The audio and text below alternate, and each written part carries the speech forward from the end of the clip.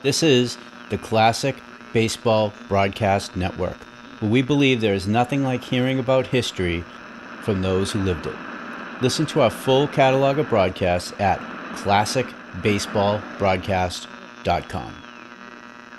If you enjoy the podcast, please help me out and do one of three things. Follow, subscribe this podcast, and leave a review. It really helps.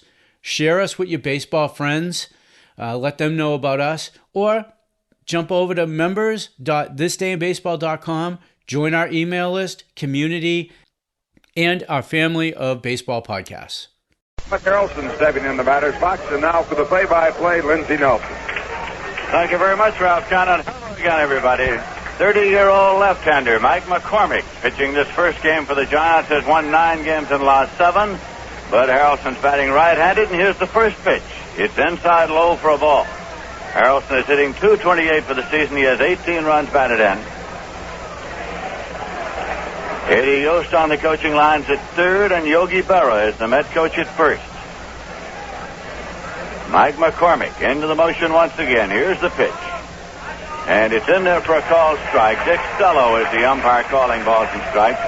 McCormick first came to the Giant organization in 1956. The New York Giants they were then. Here's the 1-1 delivery. Inside low. Later on, after the Giants came to San Francisco, he was traded over to Baltimore and then to Washington. Spent 4 years there before coming back and won the Cy Young Award in the National League here in 1967 when he won 22 games. McCormick's pitch is hit on the ground to third. Davenport takes it, wings it across to McCovey in time, and Harrelson is out. One away, and third baseman Bobby File is coming up. Hey, the loans are larger at Household Finance. Now borrow up to $1,400 at any HFC office in New York. Remember, larger loans, Household Finance. In the middle of the third inning in Atlanta, the Cubs nothing and the Atlanta Braves nothing. Kenny Holtzman 15-8 against Phil Niekro, who has won 18 and lost 11. Foul swings and pops it up out into short right field. Hunt is backpedaling, but he's called off by right fielder Ken Henderson, who puts it away. 2 men out, and Tommy Agee will be coming up now. Foul, by the way, has a batting average of .236 with 8 runs batted in. Agee is hitting .278, 22 homers and 64 runs batted in. Dropped down to the number 3 slot in the batting order by the Mets against the left-hander, Mike McCormick.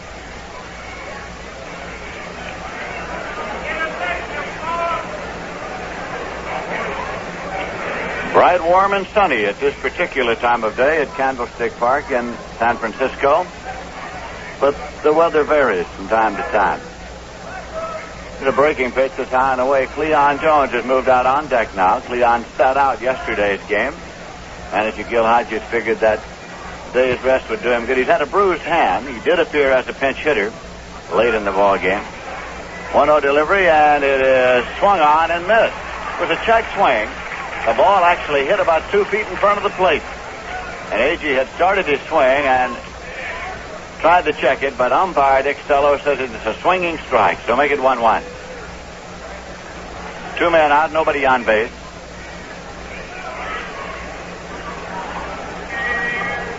Here is McCormick's pitch. Swung on and missed. 1-2. Around the infield, Willie McCovey's playing first base. Ron Hunt is at second. Hal Lanier's at short. Jim Davenport's at third. Dave Marshall in left. Bobby Bonds in center. And Ken Henderson is in right field. This will be a 1-2 pitch to Agee. It's on the way. Swung on and missed. McCormick gets his first strikeout. He got Agee swinging the sides out in order.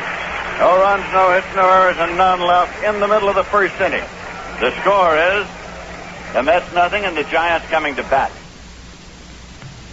Yeah, that's right. I'm going to jump off this bridge. Hold on. Look, pal, now it's an ugly world, and I'm going to go. Don't tell me. I stood right where you're standing just last month. What? I was going to jump, too. Then I thought to myself, jumping a bridge is kind of squirrely. Real people don't jump from bridges. You're no kidding. So what did you do? I try to think of the most subtle, inconspicuous, sophisticated way out. Yeah, and what was that? Huh? I started smoking cigarettes. Oh, cigarettes. Yeah, I like that. Oh, that's got class. You know? Have you got a cigarette for me? Sure. One of the new long ones. They're fantastic. Have you ever thought about increasing your life insurance? No. As a matter of fact, I haven't. I know a little place a few blocks from here. Nice Italian foods. We can talk, smoke a lot, you know. Hey, good, yeah. This message was brought to you by your American Cancer Society.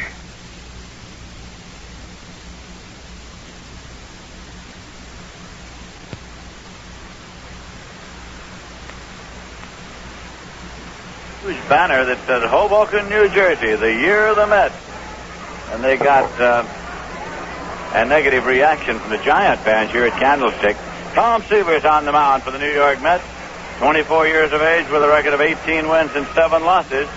Against the Giants, he has won 1 and lost none. Seaver's lifetime record against the Giants is 4 wins and 2 losses. Jerry Grote is the Met catcher. Don Clendenin is at first. Al Weiss at second. Bud Harrelson at short. Bobby Fowle at third. Leon Jones in left. Tommy Agee in center. And Ron Swoboda in right field. The Mets with an all right-hand batting order. The Giants will have Ken Henderson up to lead off. He twisted a knee on a play at the plate in the 8th inning yesterday, but apparently it was of no particular consequence because he's in the ball game today. He's a switch hitter batting left, and he's hitting .217, 6 homers and 31 runs batted in. Here's a pitch that is low, bounds on by Grote, and it is ball 1. Moving out on deck is Ron Hunt. Frank Howard has hit his 42nd home run of the year in the 7th inning of 1 on for the Washington Senators, sending them 4-0 ahead of the Oakland A's. Mike Epstein had hit his 23rd in the 6th, and Bernie Allen hit his 8th in the 2nd. Here's a foul ball backing out of play. It's 1-1. On the coaching lines, R.C. Virgil is at third for the Giants, and Wes Westrom is on the lines at first.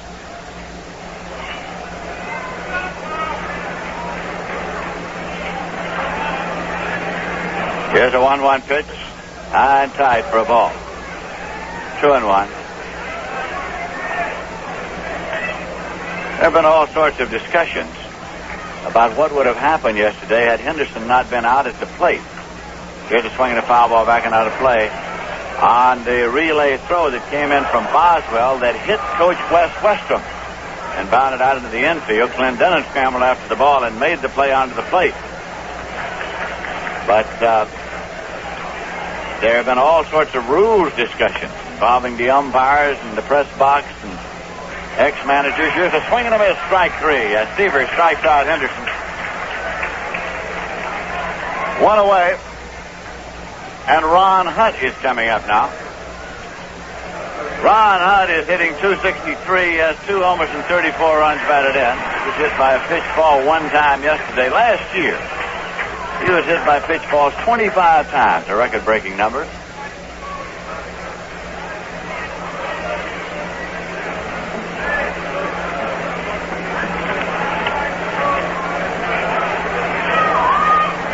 Seaver looks in to get a sign from Grote. The pitch is high for a ball. Seaver defeated the Giants 4-3 on May 30th at Shea Stadium. He is trying to become the National League's first 19-game winner. The Met record for wins in a season by a pitcher is 19. Jerry Koosman won that many last year. Here's a swing and a high fly ball to deep left field. Leon Jones goes to the wall. He's in the warning track and makes the catch in front of the 365 sign in left field. So there are 2 men out, and that'll bring up Jim Davenport. Among the rules discussions involving that throw that hit Wes Westrom, Westrom has admitted that he was out of the coach's box at the time. The rule says at one point that a throw hitting a coach is in play, that the ball is in play. But, of course, the coach, by being out of the coach's box, would be liable for interference. He might very well be ejected from the game. All sorts of interpretations, apparently, have been offered. Jim Davenport at the plate, and it's low for a ball. Davenport is hitting .256 with 2 homers and 35 runs batted in. It is safe to say, had Henderson not been out at the plate, on the play, we'd have had one great rhubarb. Here's a swing and a foul ball, back and out of play. And there's been much discussion overnight of the great play made by Rod Gasper. And he is getting a throw-off all the way into the plate in the bottom of the ninth to get Berta at home plate, low and away. Also, Jerry Grody, the catcher, made a tremendous play on his end of that throw, coming up with a pickup and lunging over to make the tag. Here's the 2-1 pitch. Hits high for a ball. 3-1 now to Davenport with Willie McCovey on deck.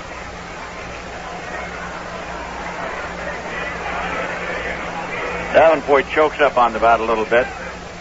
Here's a swing and a foul ball back and out of play. Davenport was a member of the 1958 Giants. That was their first year here in San Francisco. Here's Seaver's payoff pitch. Fired in for a call. Strike 3 out. Good fastball. Fired right past Davenport. Seaver seemed to be working in a good rhythm. He got 2 strikeouts in the inning. No runs, no hits, no errors, and none left. And at the end of 1 full inning of play, the score is the Mets nothing and the Giants nothing. Well, the Mets will be coming home to New York next weekend, and they'll open up a 9-game homestand. And you'll have a chance while they are still on the road this week to pick up tickets for the remaining games at Shea Stadium. There are 16 games remaining to be played on 12 dates, so there are 4 big doubleheader bargain bills coming up at Shea Stadium. Of course, the Chicago Cubs come in on Monday night the 8th and Tuesday night the 9th. Tickets are now on sale for those games. The Philadelphia Phillies are in for a twilight doubleheader next Friday night the 5th, an afternoon game on the 6th, and a Sunday afternoon game the 7th. Montreal's in for a twilight doubleheader on Wednesday the 10th, Thursday afternoon the 11th. Pittsburgh Pirates are in for 5 games in 3 days, the 19th, 20th, and 21st. The Cardinals are in for night games on the 23rd and 24th. That's the home schedule remaining at Shea. The advance ticket window at Shea Stadium is open 7 days a week.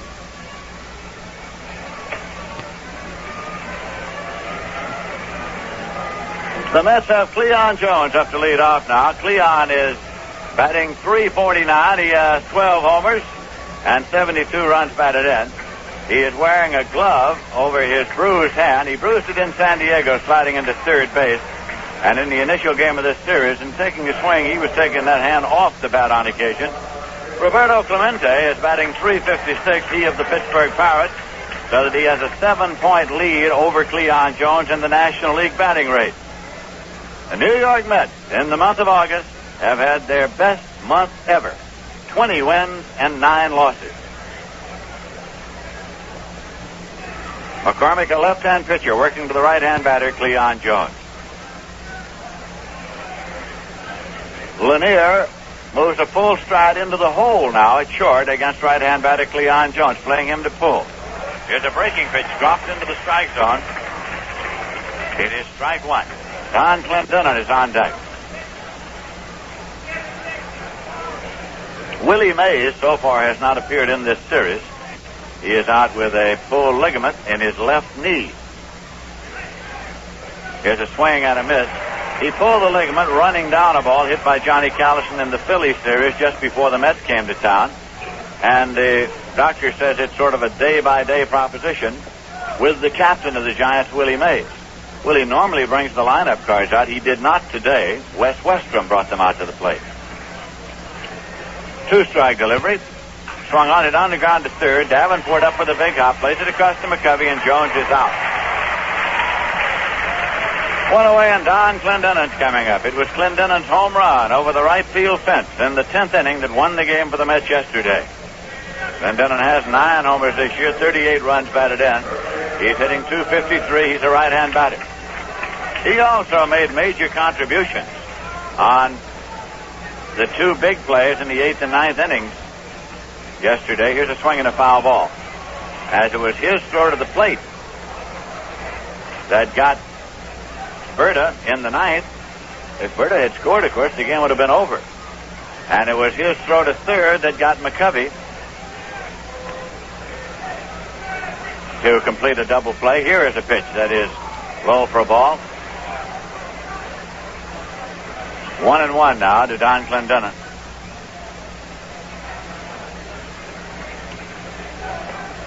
One delivered. Low for a ball. 2-1.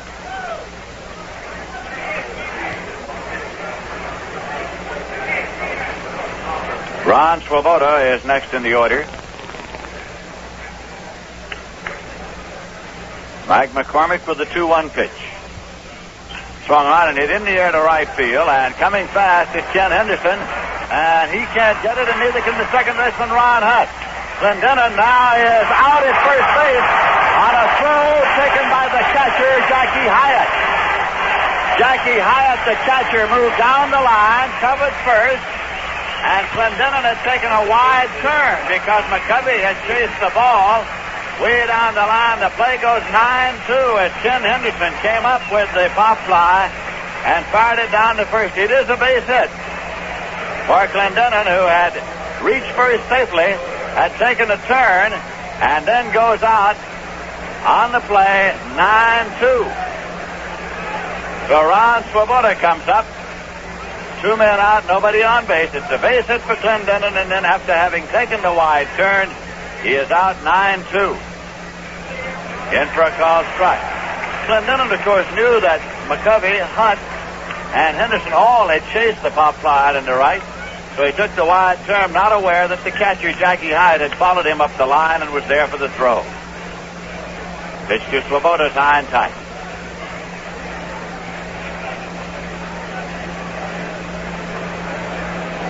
One and one to Swoboda. 2 men out, nobody on base, no score. The Mets are batting in the top of the second. First game of a Sunday doubleheader. They play Swoboda to pull the ball.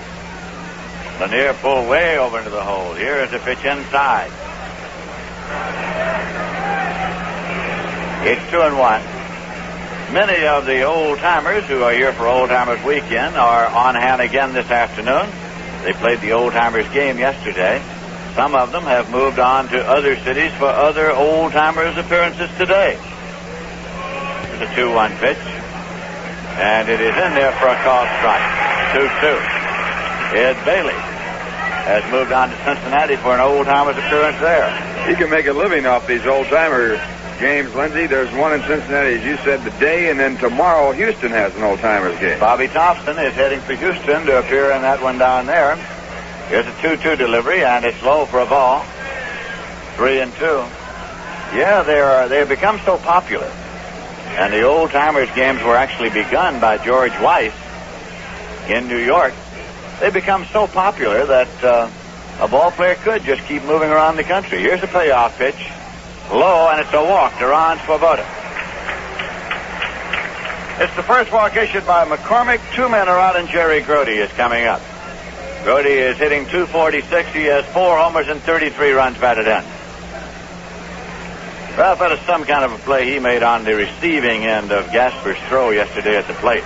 Certainly was a great play, and in the excitement, it was overlooked, I believe, because the throw was such a great throw, but it was in tight to Grody, and he had to make a fine catch of a play, almost like a first baseman, and I don't believe with the old type gloves that he could have handled the ball, but with the new catcher's gloves and the way they're built, he made the play perfectly. He short hopped it and then came right in there to make the tag. Here's a pitch low into the dirt. It's ball 1 to Grody.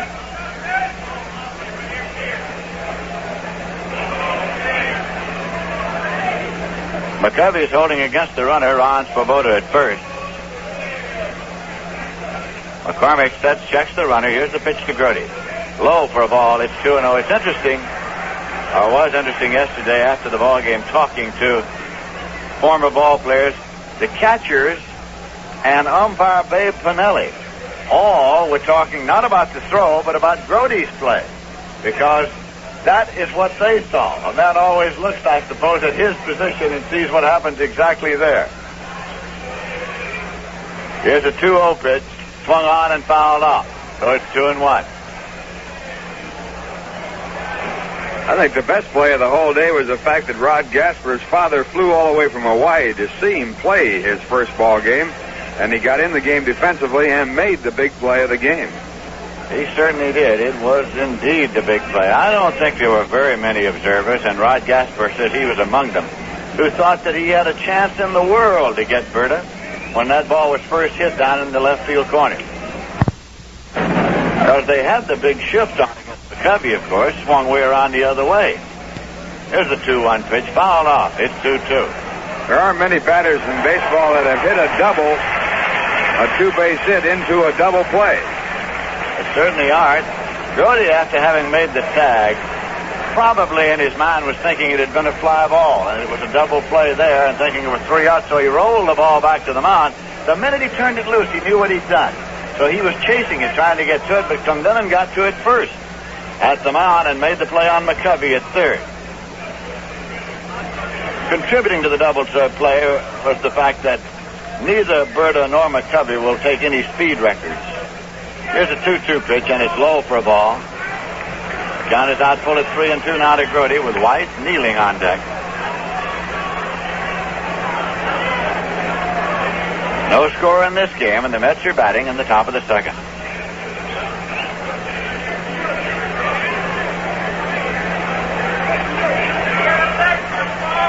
McCormick checks. Payoff pitch, runner going, and it's lined into right, and Henderson's moving up, and he'll get there to make the catch and does. So Grote lined it. He hit it well to right field. No runs, a hit, a walk, no errors, and one left. In the middle of the second inning, the score is Mets nothing, Giants nothing. Ladies and gentlemen, Mr. Harry Von Zell with a message from the Government Educational Foundation. When you buy a house or a car, you pretty much read every word in your mortgage papers or your order form. Why then, when you have an investment in freedom, don't you study the contract you have with the United States of America? Every American is a contract citizen of the United States. We live under laws which we permit to be passed. We carry on our day-to-day activities under regulations and ordinances approved by our elected officials. But behind all of these statutes is a document many know about, but few have ever really studied, the Constitution of the United States. Here is your opportunity to get this living work without cost or obligation. For your copy of the United States Constitution, write to Law and Order, Box 1627, Washington, D.C., zip 20013. Law and Order, Washington, D.C., Box 1627, zip 20013. A public service message from the Government Educational Foundation.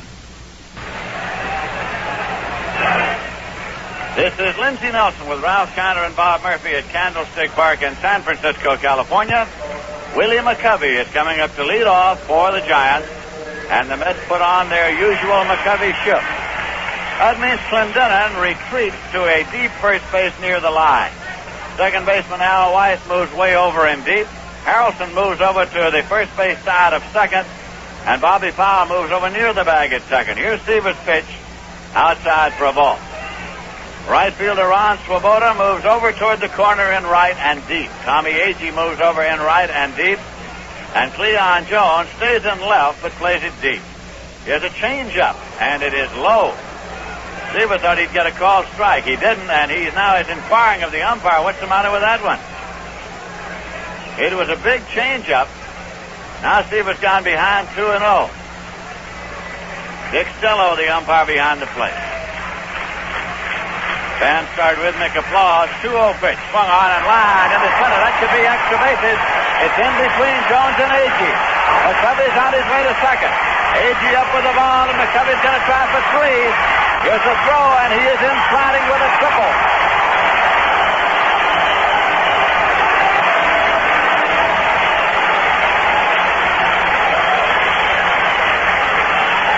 Having gone behind 2-0, Seaver decided to challenge McCovey with the fastball.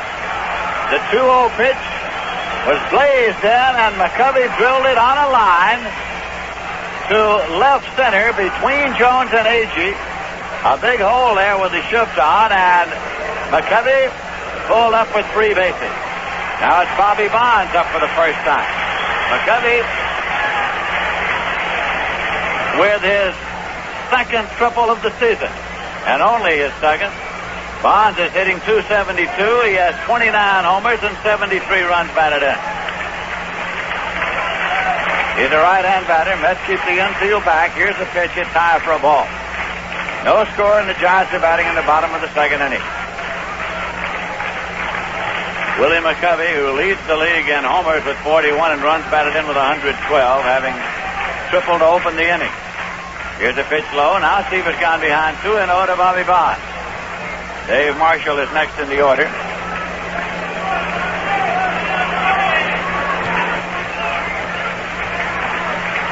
Two-0 pitch.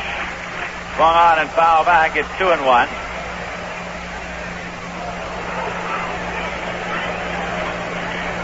The Giants had their win streak snapped yesterday at 9 straight. Their last previous loss had been to the Mets, and it was the Mets who snapped the winning streak. The victory yesterday by the Mets assured them of the season series over the Giants, something the Mets had never before been able to accomplish. 2-1 pitch. Misses low and away. So it goes out to 3-1 to Bonds with Marshall on deck. There is nobody out.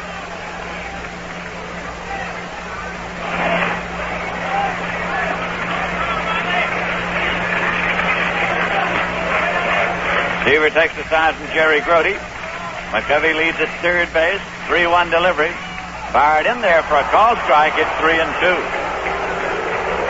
Seaver takes his cap off now. Looks around. Steps up on the rubber. This will be a payoff pitch to Bobby Bonds. Seaver into the motion. The pitch is on the way. He walking. Right away. First walk given up by Seaver, and it'll bring up Dave Marshall. Marshall's hitting .243, 2 homers, 30 runs batted, and he's a left-hand batter coming up with runners at first and third. Montreal Expos are down in San Diego for a doubleheader today. The Cubs are now batting in the top of the fifth with Atlanta leading 1-0. Kenny Holtzman 15-8 against Phil Niekro 18-11. The Phillies are meeting the Dodgers down at Dodger Stadium in Los Angeles in a later start, a single game this afternoon. Now Seaver checks the runners. The pitch to Marshall. Swung on and missed. It's strike one. Cincinnati Reds are leading the St. Louis Cardinals by a score of 5-2 in the bottom of the fifth. Bob Gibson 16-9 against Jim Merritt 15-5. Johnny Bench hit his 22nd homer in the second inning with nobody on, an inning in which Cincinnati exploded for 5 runs. In the middle of the first inning, the Pirates nothing. Houston coming to bat. Luke Walker against Denville Master. The pitch swung on and missed. Strike 2 to Marshall. Willie McCovey at third and Bobby Bonds at first. Nobody out, no score. Seaver walks back to the infield grass. Washington Senators are leading the Oakland A's 7-0. Catfish Hunter started for Oakland. Paul Lindblad in the 7th and Raleigh Fingers in the 7th. Casey Cox for Washington. Bernie Allen's hit his 8th homer. Mike Epstein his 23rd. Frank Howard his 42nd. Ken McMullen his 13th. The pitch swung on and missed. On 3 pitches, Marshall is struck out. Third strikeout for Seaver. Runners holding first and third. Jackie Hyatt, the catcher, is coming up. Hyatt's hitting .188. He has 6 homers and 26 runs batted in. In the middle of the fourth inning, the Minnesota Twins 4 and the Boston Red Sox nothing. Vicente Romo 5-8 against Jim Perry 16-5. Ted Eulander's hit his 7th homer, and Harmon Killebrew has hit his 38th. At the end of 5 innings, the Kansas City Royals 3 and the New York Yankees 2. Bill Butler 7-8 against Fritz Peterson 13-13. Lou Piniella has homered his 11th in the 4th inning with 1 man on. His pitch is outside to right-hand batter Hyatt. Into 3 innings, Seattle 2, Detroit nothing. Gene Brabender 10-10 against Earl Wilson 11-8. In the middle of the second, Cleveland nothing. White Sox nothing. Dick Ellsworth 6-6 against Tommy John 6-10. The Cal Angels at Baltimore in a later start. Seaver sets and deals. The runner at first goes. Swing and a miss. The throw through to second, and he is safe. A stolen base. Holding at third is McCovey. Bobby Bonds, with a world of speed, was off and winging.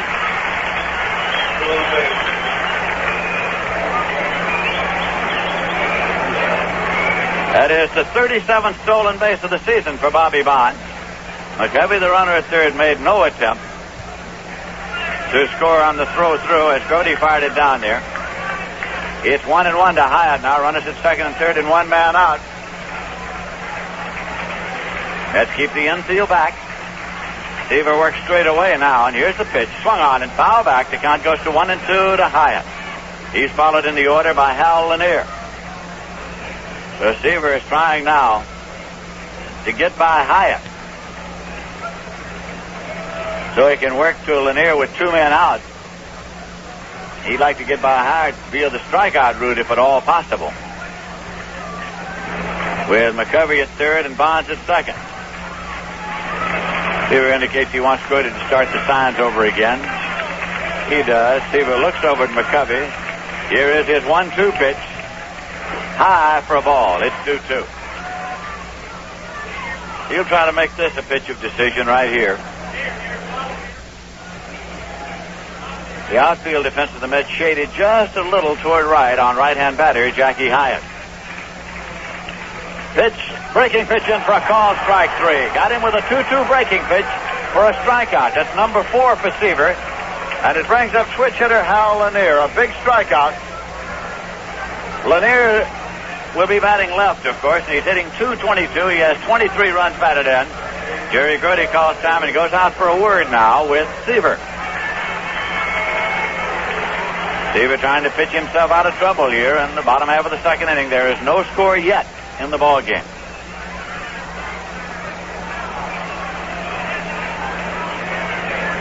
Lanier is in and waiting. He's the number 8 man in the batting order. Now Seaver works straight away with a pitch. Swung on and missed. Fastball, strike one. Waiting on deck is Mike McCormick. Seaver's working in a good rhythm. He is fast.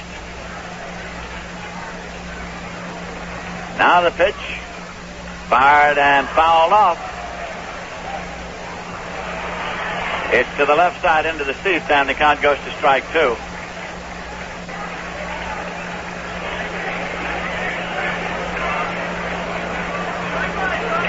Seaver now takes a look around, having gone 0-2 to Lanier.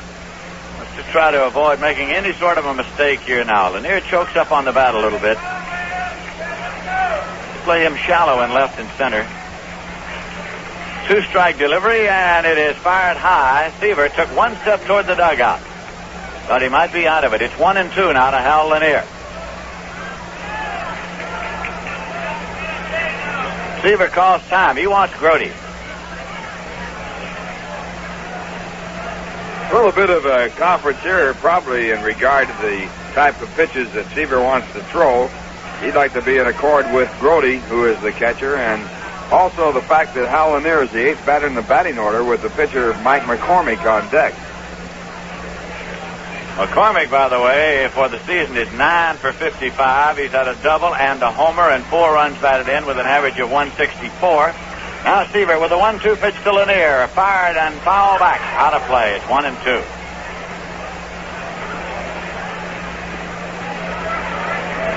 It was a 2-0 fastball that McCovey drilled into left center for his triple. Then Bonds walked, stole second. Marshall struck out. Hyatt struck out. Here's a foul ball back off the screen, out of play. The count holds 1-2 as Lanier continues just to get some wood on the ball. I would imagine, after seeing the next two pitches after the conference, that Seaver said, I want to take this fellow with my fastball. He'd like to overpower Lanier.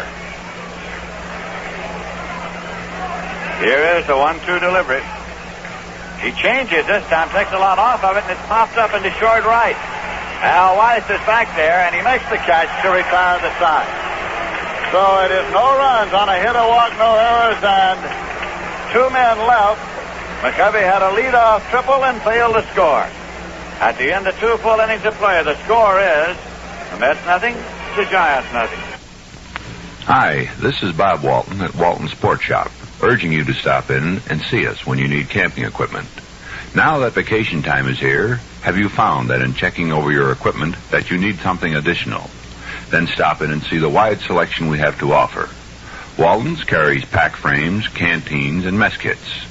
If this is your first year of tenting, Then be sure that you see Walton's for all styles of tents, air mattresses, and Coleman stoves and lanterns. Walton's carries a full line of famous name sleeping bags. Of course, at Walton's, hunters can find everything in one convenient location: guns, ammunition, and hand-loading equipment, and rifle scopes to make those long shots surer and safer. For the golfers, be sure to visit Walton's Par 3 room, where you'll find a complete line of golf equipment: shoes, clubs, bags, carts, and a rainproof jacket for just $9.95. A complete line of equipment for all sports is what you will find at Walton Sports Shop, Lake Avenue in Saratoga, where sportsmen cater to sportsmen.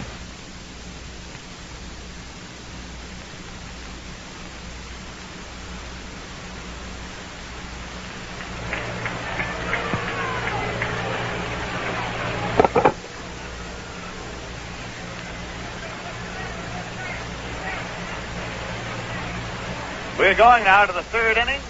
The New York Mets are coming up, and here for the play-by-play, Ralph Kiner. Thank you, Lindsey Nelson, and hi, everyone. First batter for the Mets will be Al White. Again, starting pitcher Mike McCormick. Al batting for the first time. White's playing at second base, has a record of .219 for the season, 2 home runs, 18 runs batted in. McCormick has given up one hit, a blue base hit by Don Clendenin. It came in the second. First pitch, a check swing foul ball, and strike one. It'll be Al White, Tom Seaver, and Bud Harrelson for the Mets here against the left-hander. McCormick this year has no victories over the Mets. He has lost one. Lifetime, he has won 6 against the Mets and lost 3. And the left-hander's next delivery, a fastball popped up on the second base side. Ron Hunt, shading from the sun, is right on the edge of the outfield grass, and he makes the catch. That'll bring up Tom Seaver. The Chicago Cubs have scored 4 runs in the top of the 5th inning, 3 of them on Billy Williams' 15th home run, and they lead Atlanta now by a score of 4-1 after 4.5 innings. Ken Holtzman against Phil Negro. That started the action today, 3.5 games back of Chicago in the Eastern Division. And the first pitch to Tom Seaver, a small curveball for ball 1. Seaver has an average of 106, 7 hits and 66 times up.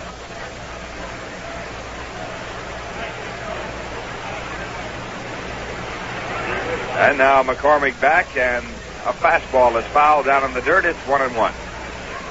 Seaver's had 2 extra base hits, both doubles. He has driven in 3 runs.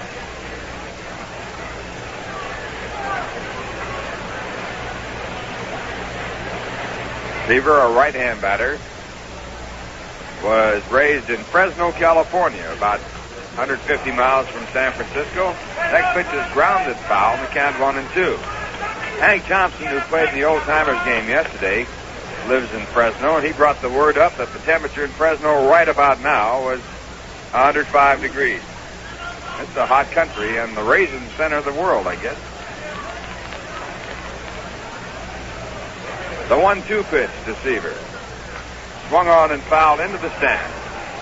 And the count remains at 1 ball and 2 strikes. The raisin center of the world? Yeah, those are those little dried up grapes. Oh, I see. 1 ball, 2 strikes.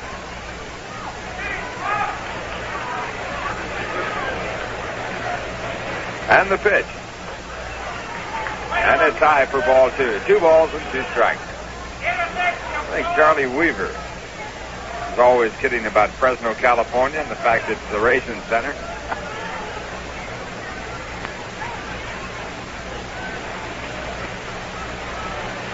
And now at 2-2, the pitch is hit on the ground to the second baseman, Ron Hunt. He goes to one knee to field the ball, tosses to first base, and picks up the out. 2 up and 2 away, and it brings up Bud Harrelson batting for the second time. Bud batting .227 for the year. His first time up, he grounded to the third baseman, Jim Davenport, and was thrown out.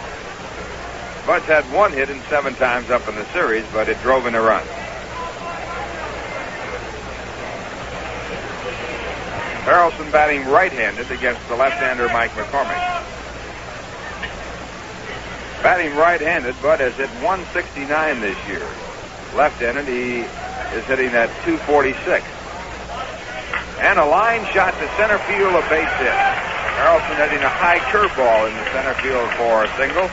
And he holds at first base as Bobby Barnes fields the ball in center field and tosses it back to the infield. So the Mets have their second hit. And with 2 men away, the batter will be Bobby Fowle, the third baseman. Got a waiver deal here for you, Ralph. It's just been announced between the Seattle Pilots and the Houston Astros. Tommy Davis goes from Seattle to Houston in exchange for Sandy Valdespino and Danny Walden, who was hitting .335 at Oklahoma City. Well, Tommy Davis, who started his major league career with the Los Angeles Dodgers, now moving on to Houston and inside. He should like that fast surface. He bounces a lot of balls and has good power. First pitch to Bobby Fowle, a called strike. Incidentally, Tommy Davis is one of the few lifetime 300 batters in baseball. I think there are 4. Hank Aaron, or more than 4 maybe. Hank Aaron, Willie Mays, Roberto Clemente, Tommy Davis. Not too many. One strike pitch, hard smash to the shortstop. Now Lanier. And he makes the catch that retires the side. No runs, 1 hit, no errors. A man left at first in the score. In the middle of the third, the New York Mets nothing, the San Francisco Giants nothing. Hello, I'm Bob Hope. For 18 years, Radio Free Europe has been providing the people of Bulgaria, Czechoslovakia, Hungary, Poland, and Romania with an alternative to the propaganda of the rigidly controlled communist press and radio. RFE has become a voice of democratic opposition for these millions of East Europeans who have been denied the right to freedom of expression by their communist rulers. The people of East Europe believe in RFE and rely on it as a trusted friend, as well as their principal source of true and unbiased information.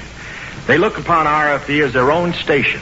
Today, the East Europeans turn to RFE more than ever for inspiration in their continued efforts toward personal freedom and national independence. Write to Radio Free Europe for more information about current developments in East Europe and the work RFE is doing for the East European people. The address is Radio Free Europe, Box 1969, Mount Vernon, New York. Thank you. 300 hitter that we can recall offhand, Tony Oliva. And the Yankees have announced that they're going to have a press conference tomorrow between Ralph Houk, Joe Pepitone, and Michael Burt in regard to Joe Pepitone. And I think Lindsay's got a great story on Joe Pepitone. Lindsay, how's it going? Pepe says that everybody wants to help him with his financial problems, and what he doesn't understand is how does the $500 fine help him with his financial problems? That's sort of negative help right there. Here's the first pitch to Mike McCormick by Tom Seaver. It's swung on and missed, strike 1.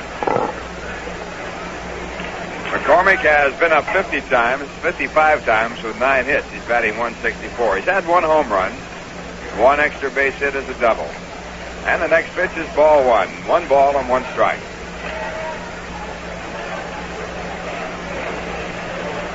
Scoreless ball game. The Mets have 2 hits. The Giants have 1. And the pitch to McCormick is fouled back into the stand. So the count now 1-2 on the left-hand batter. Mets with a record of 20-9 in August. That is their best record ever in the month of August. Next pitch is swung on and foul tipped. Held on to by Jerry Grody, strike 3. So Tom Seaver picks up his 5th strikeout. He got 2 in the first, 2 in the second, and now has his first man here in the third. That brings up Ken Henderson, who struck out his first time up. Seaver now with 5 strikeouts has 169 for the year. He has worked 212 innings. Seaver says he is not a strikeout pitcher, but his record does not agree. He has struck out 200 in one season. Anytime you strike out 200 batters, you have to be considered a strikeout pitcher. First pitch to Henderson is fouled into the stand, strike 1. Henderson batting .227 with no home runs and 18 runs batted in.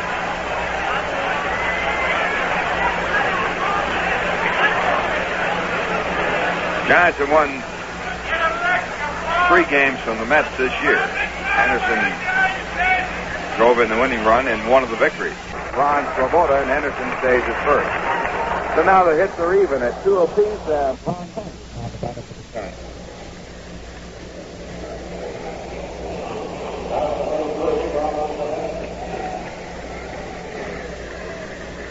Ron flied out to deep left field his first time up.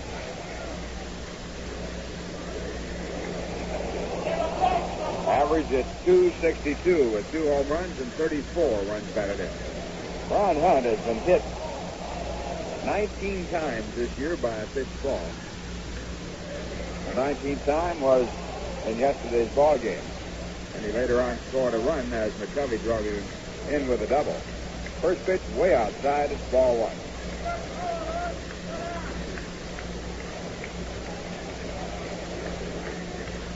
Scoreless ball game. 1 man out, bottom half of the third. Atlanta got a run in the bottom of the 5th inning to cut Chicago's lead now, and it's a 4-2 ball game after 5 in favor of Chicago. Phil Niekro and Ken Holtzman, the opposing pitchers. Williams got a 3-run home run for Chicago. It was his 15th that came in the 5th.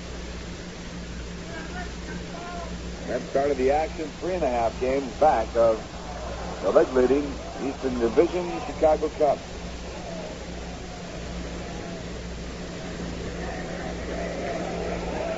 Now Seaver is set, and the 1-0 pitch to Hunt is in for a call strike.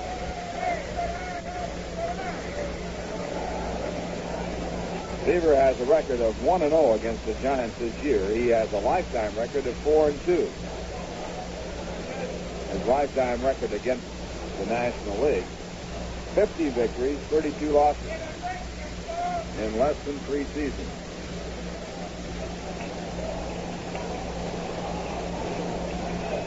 The 1-1 pitch is fouled into the stands. So the count in favor of Tom Seaver against Ron Hunt. 1 ball and 2 strikes.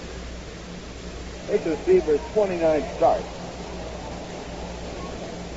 He has 11 complete games and a 2.66 earned run average.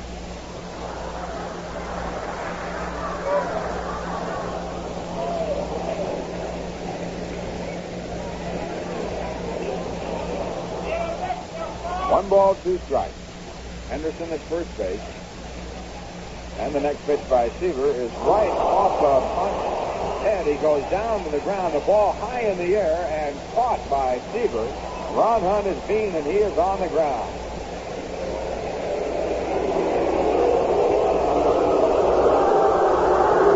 That ball bounded high in the air and was actually caught by Seaver out toward first base. And Ron Hunt is now stretched out on the ground, being administered to by the trainer of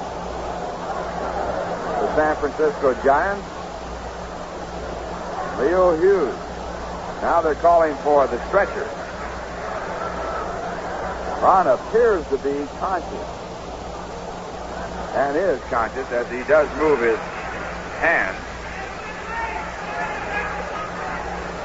That ball hit Ron Hunt on the helmet on the back of his head, and he appears to be conscious of what is going on, as there is a large group of Mets and Giants around him. Now they're placing him on the stretcher.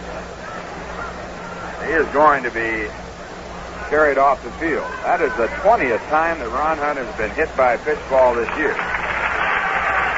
Now, Willie McCovey, the bad boy, the manager, Clyde King, and Bobby Bonds are carrying Ron Hunt off the field on the stretcher.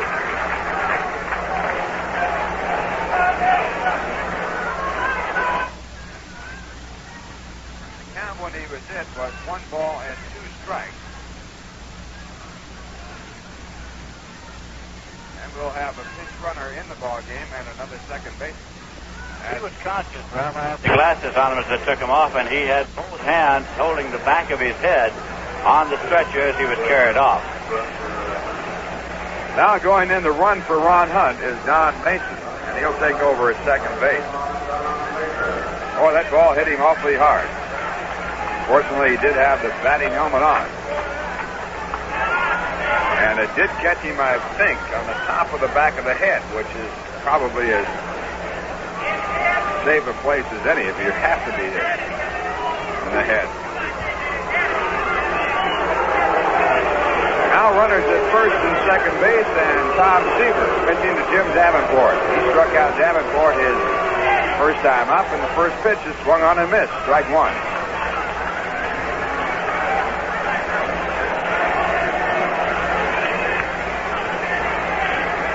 Davenport, right-hand batter with an average of .255, 2 home runs and 35 runs batted in. He was a pinch hitter in yesterday's ball game and hit a fly ball into a double play. Peculiar double play that saw Boswell's throw hit Wes Westbrook. And then the ball was picked up and thrown on him by Don Clendenin as Henderson tried to score from third base after the ball got away. Next pitch is the ball, and the count 1-1.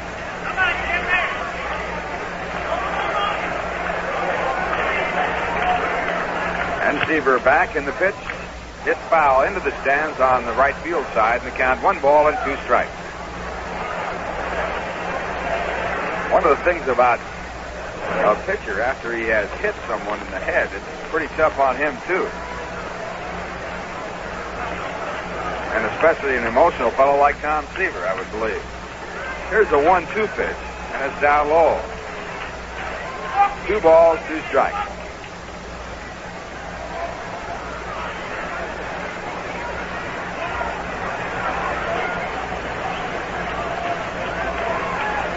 Signs go out. Runners at first and second. 1 man out, bottom half of the third, and Seaver with the 2-2 pitch, and it's lined to center field. Agee off and running. He'll get to it, and he makes the catch. Henderson goes back to second base. Mason back to first, and with 2 men away, and Willie McCovey coming up. We'll pause for station identification. This is the New York Mets Baseball Network. New York Mets baseball from 102.3 FM in Saratoga Springs, New York. WKAJ.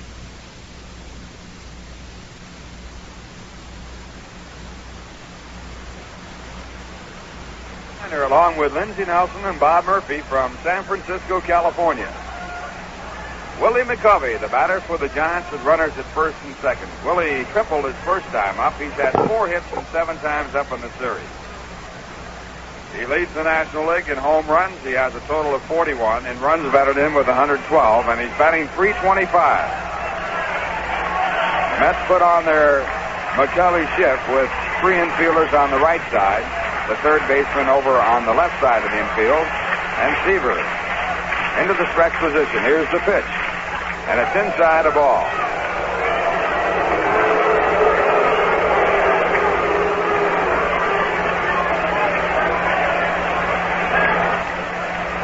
One ball, no strike. And Seaver now back again. And the pitch is just low. 2-0. This is Seaver's second big test. His first came in the second inning when he had runners at second and third. And the 2-0 delivery down low, and it's ball 3. 3 balls, no strike. The on-deck batter, Bobby Vaughn.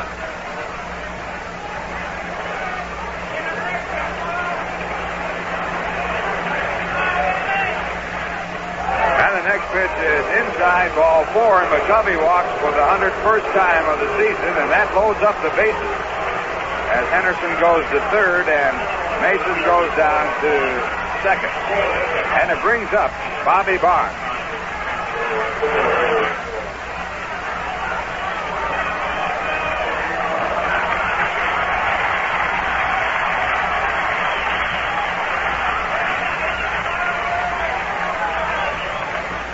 Vaughn's walk on the 3-2 pitch is first time up. And the first pitch to the right-hand batter is a curveball that is in the dirt. It's blocked by Jerry Grody. Ball 1. Bonds has had 29 home runs this year. He's batting .272 and has driven in 73 runs. He has had 1 hit in the series. It was a 3-run home run off of Gary Gentry in the first inning of the first game. Now a fastball swung on and missed. 1-1.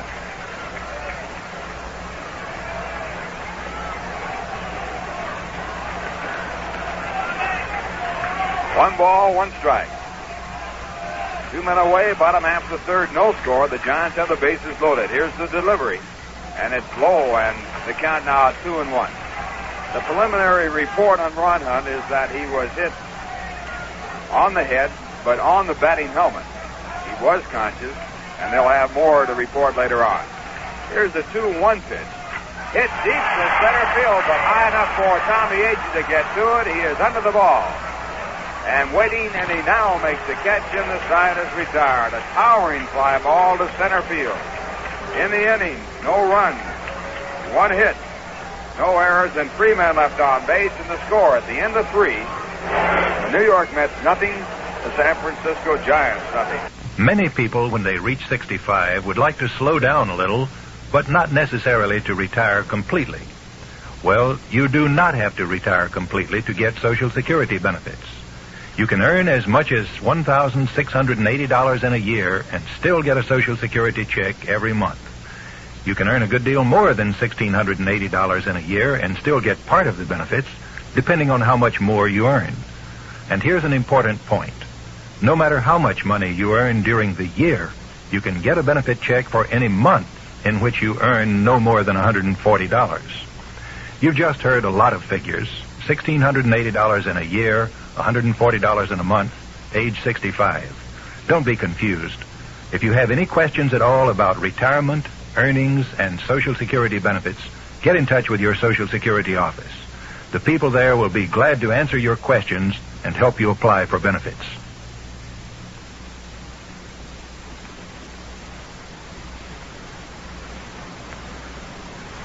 The top of the 4th, and Don Mason has taken over at second base for Ron Hunt. Scoreless ball game, and the first batter for the Mets will be the center fielder, Tommy Agee. Tommy batting third in the batting order will be followed by Cleon Jones and Don Clendenin. Well, Ken Holtzman, who is pitching for the Chicago Cubs, has helped his cause as he has hit a 2-run home run, his first of the season, and Chicago leads by at least the score of 6-2 as they bat in the top of the 6th inning. Holtzman with a record of 15-8 against Phil Niekro, who has won 18 and lost 11. That started the action today, 3.5 games behind the Chicago Cubs. And the first pitch to Tommy Agee by Mike McCormick is inside. It's ball 1. Agee struck out his first time up. He went down swinging at a fastball. His average for the year at .277. And McCormick, a left-hander, back, and the slow curveball is over for a called strike. Agee has hit 22 home runs this year. That leads the club, and he has driven in 64 runs. Second to Cleon Jones, the on-deck batter. Cleon has 72. No score, both sides with 2 hits. First game of a doubleheader. And McCormick back, and again the curveball. It's in for a called strike. 1-2.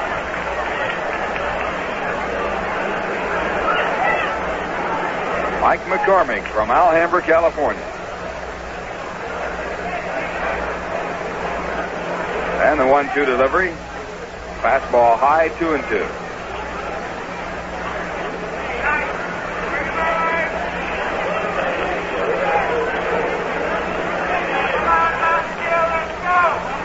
Still very little wind at Candlestick.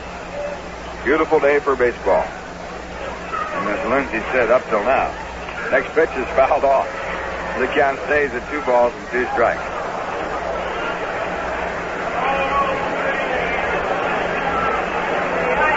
Final score on the Oakland-Washington ball game. Washington won 8-3. Winning pitcher was Casey Cox. He's now 10-5. The losing pitcher was Hunter. Home runs by Allen, Epstein, Howard, and McMullen. Howard getting his 42nd. Epstein his 23rd. Now a fastball that is just inside. 3-2.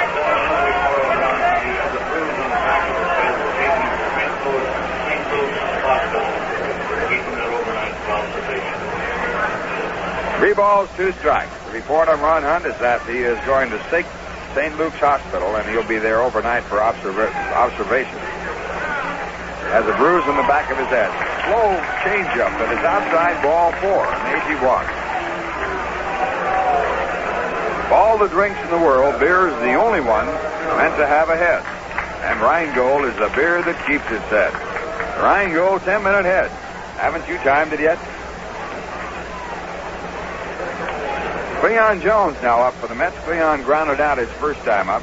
1 for 6 in the series, and he's playing with a bruised right hand. It is noticeably affecting his swing as he has to let go with his right hand as he swings the bat. Cleon batting .348. Clemente batting at .356 leads the National League in hitting. And the first pitch to Cleon, outside the ball.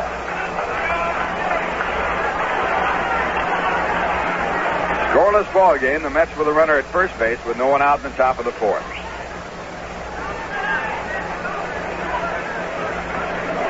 Cleon has 151 hits this year. That is his career high.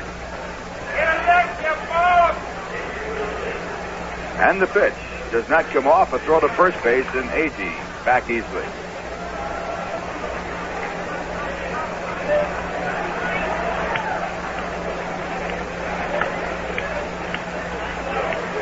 Now once again McCormick sets up. Agee with a good lead at first draws another throw.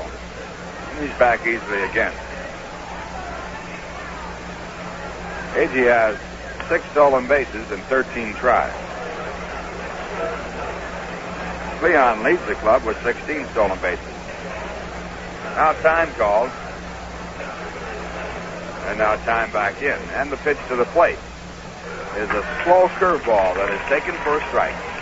Cleon was out in bunting position. 1-1. He was bunting, or was thinking about bunting, with the intent of bunting for a base hit, not a sacrifice. Cleon protecting that right hand that he jammed at San Diego. Now throw to first base, and again Agee back safely.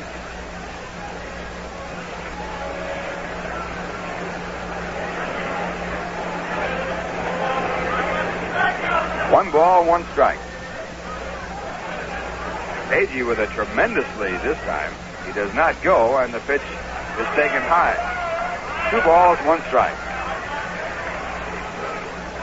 Agee evidently feeling that he can get back easily against McCormick. He had a big lead that time.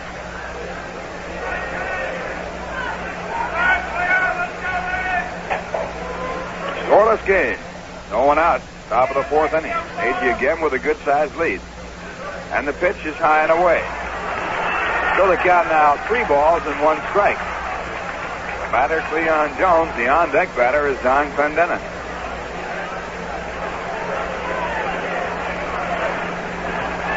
This game, the first game of a doubleheader and the 3rd game of the scheduled 4-game series. Now McCormick sets. Agee again with a good lead. And the pitch as he's running is grounded out in the hole. It is into left field, a base hit. Agee on his way to third base. And Cleon Jones holding at first base. And the throw gets away from the second baseman, Don Mason, but is backed up by Willie McCovey. So Cleon gets his first hit of this ball game, his second in the series, and now the Mets have runners at first and third with no one out. And the batter is John Clendenin.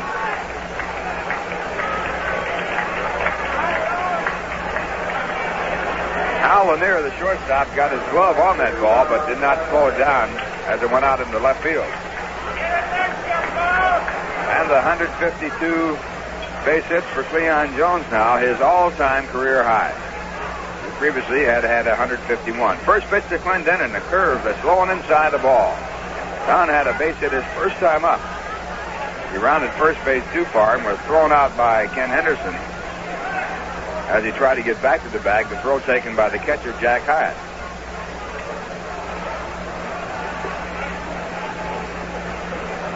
One ball, no strikes. Infield back. Here's the pitch.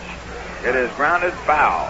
Just foul as Jim Davenport takes it in foul territory back of the bag. So they count even at 1-1. Action in the bullpen for the San Francisco Giants.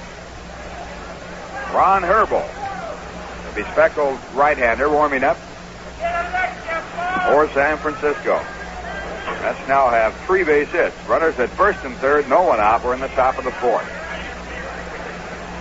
And the next pitch to Clendenin is hit in the air, foul, but the ball going out of play into the stands. So McCormick now with the count his way, 1 ball and 2 strikes. It was Don Clendenin who won yesterday's ball game with a home run in the 10th inning. Mets winning by a score of 3-2 and giving Gaylord Perry his 11th loss of the season.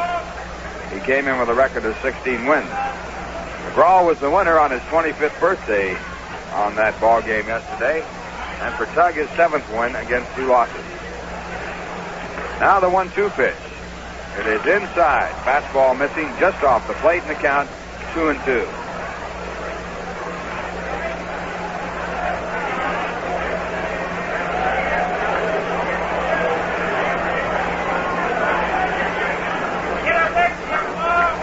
Now the signs go out. McCormick sets up again. And his 2-2 delivery is high. Fastball missing, 3-2. On deck batter for the Mets is Ron Swoboda.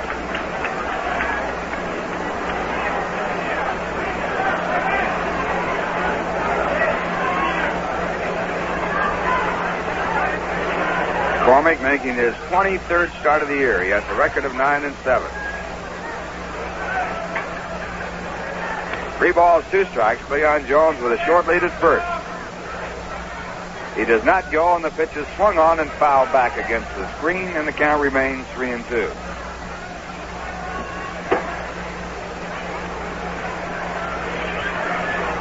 Don Clendenin now has 9 home runs for the season, 38 runs batted in. And of his 9 home runs, 5 of them have come as the New York Mets. Again, the 3-2 pitch. And the pitch is taken high, and it's ball 4 on a check swing. And Denin looked like he was going to swing and then held off at the last minute, and he picked up a walk. 3rd walk given up by Mike McCormick, the 2nd in this inning. It loads up the bases as Leon Jones has moved on down to 2nd. And it brings up Ron Swoboda.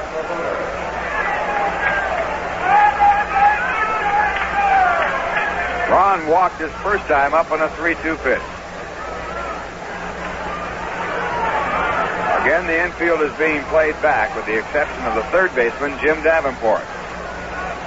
Swoboda batting .243 with 5 home runs and 35 runs batted in. And McCormick working from the full windup position.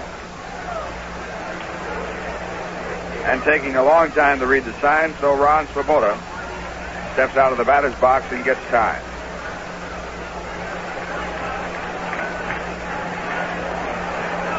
Now he's back in. Time is in, and the first pitch to the right-hand batter.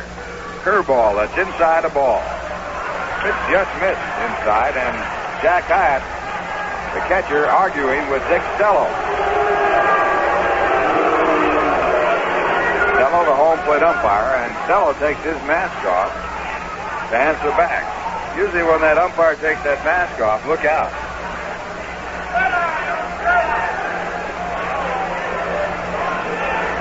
One ball, no strike.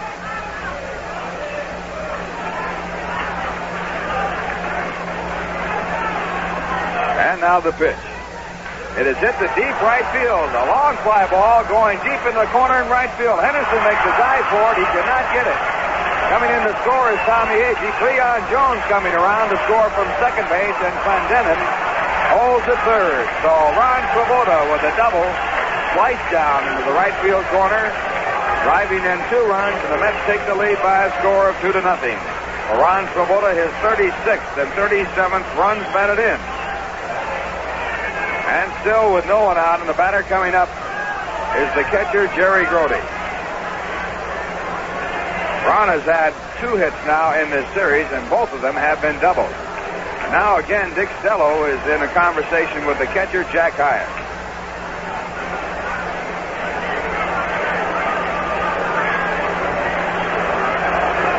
New York Mets taking the lead on the double by Ron Swoboda by a score of 2-0.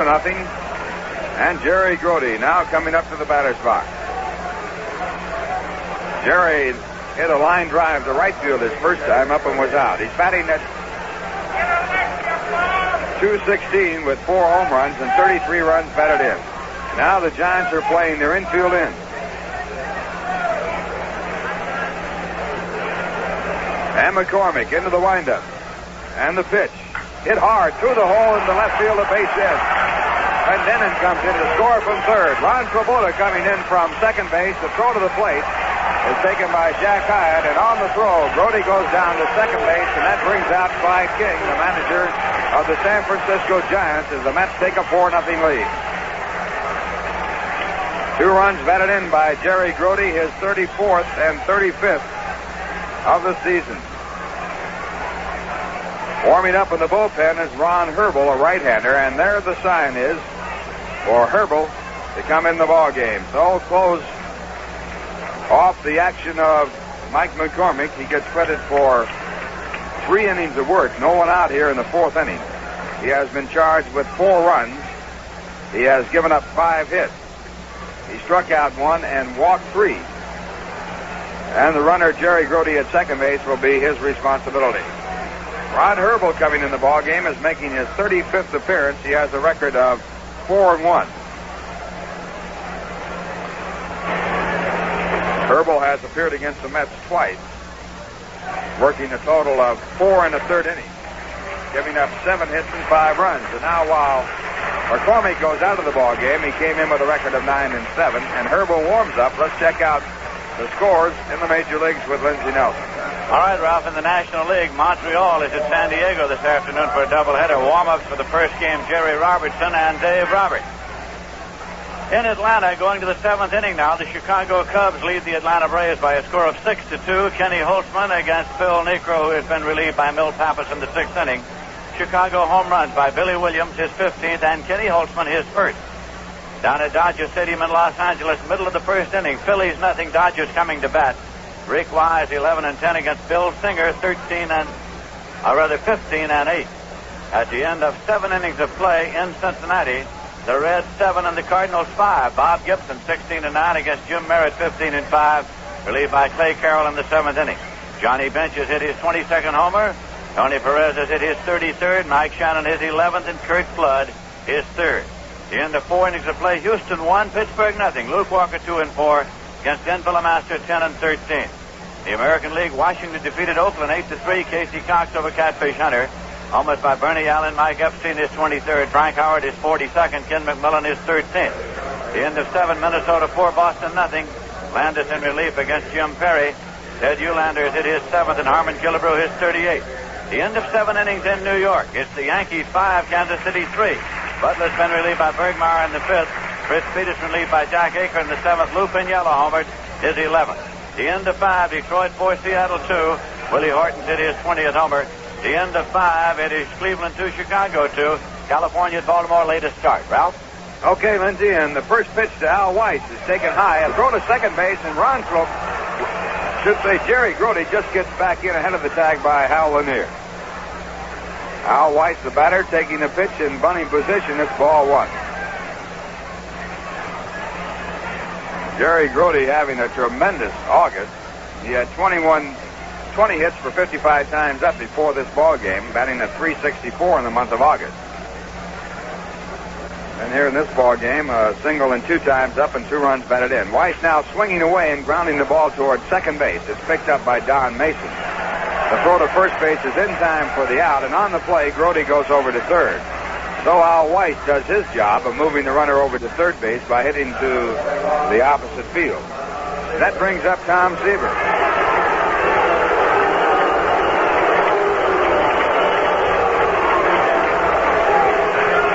Seaver getting booed here by the San Francisco fans for his part in beating Ron Hunt. Ron taken to the hospital for observation. Was carried off the field on a stretcher. And the report was that he was hit on the back of the head and has a bruise on his head. He also had his batting helmet on, and the ball hit the helmet. Now the infield in, and the first pitch to Seaver hit in the hole, a base hit to left field, and Jerry Grody scores from third, and the Mets take a 5-0 lead. Seaver with his base hit, number 8, drives in his 4th run of the season. So now the Mets have a runner at first base with 1 out, and Tommy Agee, who started the rally with a walk, has scored. Cleon Jones has scored. Don Clendenin has scored, and Ron Swoboda and Jerry Grody have scored. And the batter coming up is Bud Harrelson.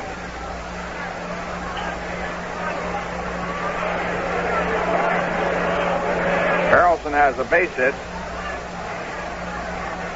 and 2 times up, and he tries to bunt the first pitch and misses at strike 1. Harrelson batting .227. He singled to center field in the 3rd.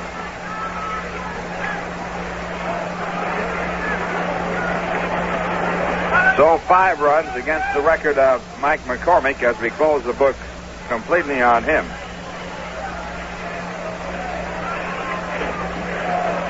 And the next pitch is swung on and fouled off, and it's strike 2.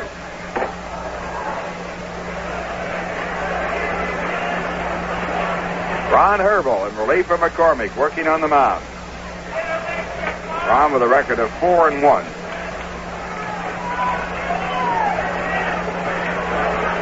And the right-hander back, and the pitch is low and away, and it's 1 ball and 2 strikes.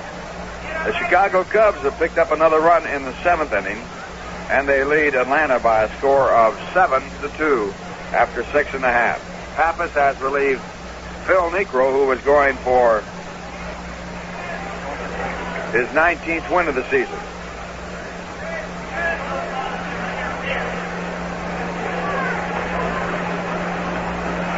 And the next pitch to Harrelson is in for called strike 3. So Herbel gets a strikeout. The second out of the inning, the Mets leading by a score of 5-0.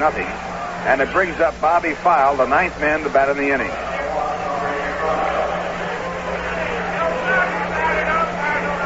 Bobby is 0 for 2. Light out to right field and lined out to short. 3 18-game winners in the National League. Tom Seaver, Phil Niekro, and Bono Steen. And Tom Seaver in this ball game with a 5-0 lead. First pitch to File, grounded out in the hole, backhanded by Lanier. The throw to second base is not in time, as Don Mason takes the throw by Lanier, and Seaver into the bag with a hard slide beating the throw, and it's a base hit for Bobby File. So the Mets now have Tommy Agee coming up for the second time in the inning. He walked his first time up to start the rally for the Mets that has seen 5 runs scored. Good hustling by Tom Seaver, getting down ahead of the throw at second base.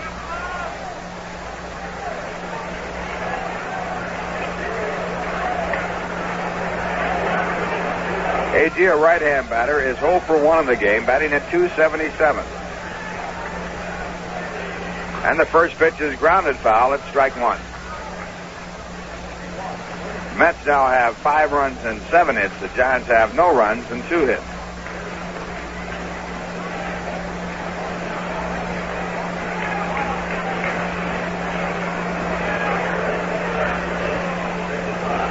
And the next pitch is high, and it's 1-1.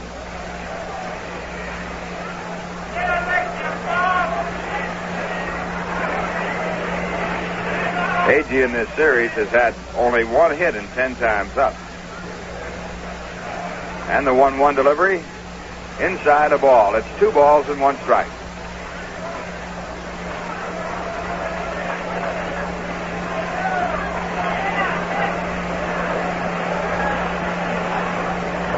And the next delivery is swung on and fouled back into the stands, and the count 2-2.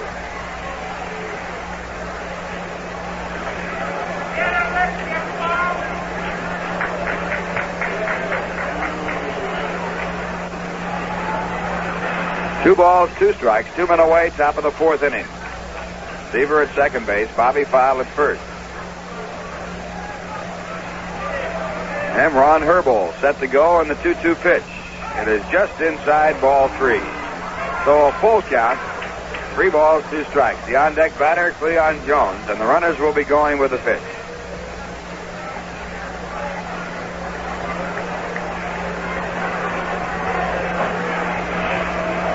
And now Herbold.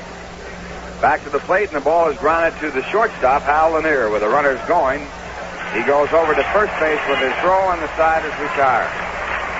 In the inning, the Mets score 5 runs on 5 hits. There were no errors, and 2 men were left on. And the score, in the middle of the 4th inning, the Mets 5, the San Francisco Giants, nothing. Where there... In the early morning shift, a man meets a train in the New York freight yard. He's there to make sure a great lager beer stays great. This man is from Rheingold, and he's checking on a malt shipment. Barley malt from America's Great Plains. At the brewery, samples of this malt will be carefully examined by beer experts who make certain it meets Rheingold's high standards. Quality standards that have made Rheingold Extra Dry a truly great beer. You can see that greatness in the proud Rheingold 10-minute head. That's the unmistakable sign of a great beer. Dry beer is Rheingold, a dry beer. Ask for Rheingold whenever you buy beer. Rheingold's head stays so high. Rheingold's brewed extra dry. Won't you try extra dry Rheingold beer? The Rheingold 10-minute head. Haven't you timed it yet? Rheingold Breweries, New York and Orange, New Jersey.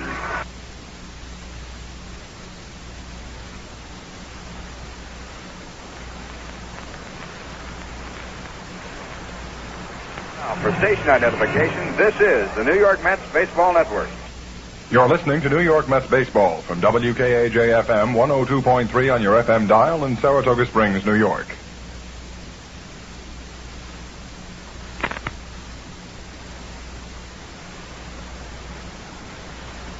Ralph Kinder, along with Lindsey Nelson and Bob Murphy from San Francisco, California. The first game of a doubleheader coming your way from Candlestick Park. In the second ball game, the Mets will be pitching Jim McAndrew, who has won 6 and lost 5, and the Giants will be countering with Ron Bryant, who has a record of 2-1. Final 2 games of the year between the Mets and Giants. Mets have won 7 of the 10 games played. And now for the Giants, Dave Marshall will be batting against Tom Seaver. And the first pitch to the left-hand batter is inside the ball. Marshall out in bunting position, taking for ball 1. Marshall was struck out on 3 pitches, all fastballs his first time up, and he was batting with runners at first and third and no one out. Now he lines the base hit to right field. And the base hit number 3, given up by Tom Seaver. In the bullpen for the Giants, Bob Bolin warming up. As the 7th batter in the batting order, Jack Hyatt, comes up. Jack is hitting at 187, and he was struck out looking at a curveball his first time up. Seaver has struck out 5 in the ballgame. Mets are leading by a 5-0 score. Hyatt, a right-hand batter. And the first pitch, a curve that's in for called strike. At the end of 1.5 innings, Philadelphia nothing, the Dodgers nothing. Rick Wise pitching for the Phillies. He's 11-10 against Bill Singer, who has a record of 15-8. Dodgers starting the ball game 1 game back of the San Francisco Giants in the Western Division and a half game behind Cincinnati. Next pitch is low, and it's 1-1.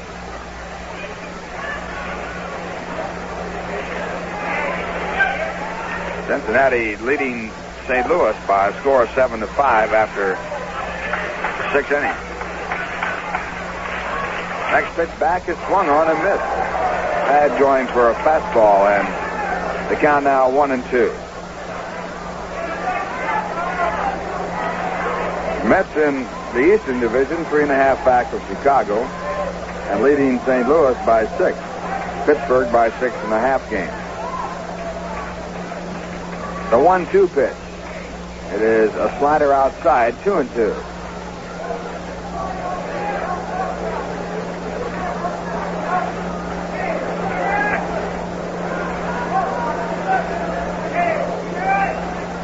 Don Clendenin, the first baseman for the Mets, not holding the runner at first base, playing back of him by about 5 steps.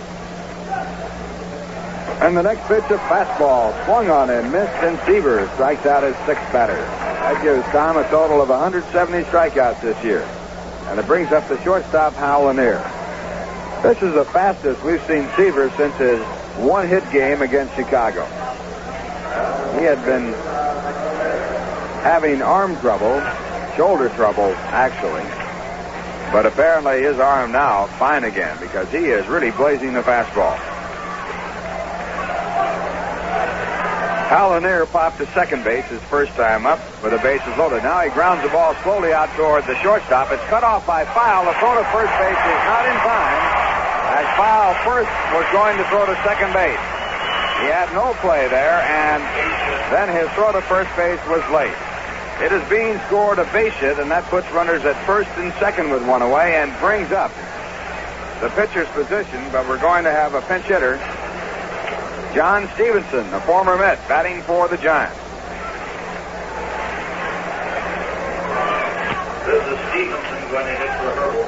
John Stevenson batting for Ron Herbal. Bob Boland warming up in the bullpen for the Giants will be the new pitcher in the ball game.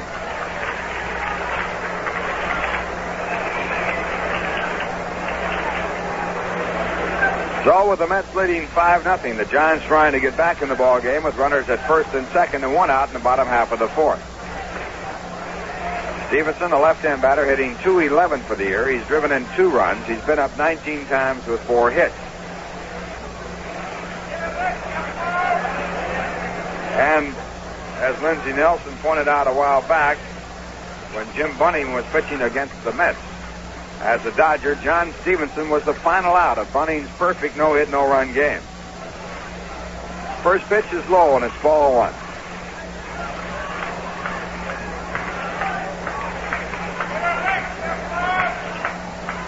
Stevenson is one of 4 catchers the Giants have on their roster.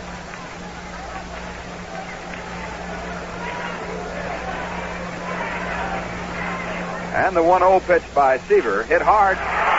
Right back to the second baseman. A fine play by Al Weiss as he backhands the play, tosses off to Bud Harrelson, and the throw on the first base, a double play. And the play came off so easily that it would appear to be just a routine double play, but a fine play to start it by Al Weiss. That's double play number 107 for the Mets.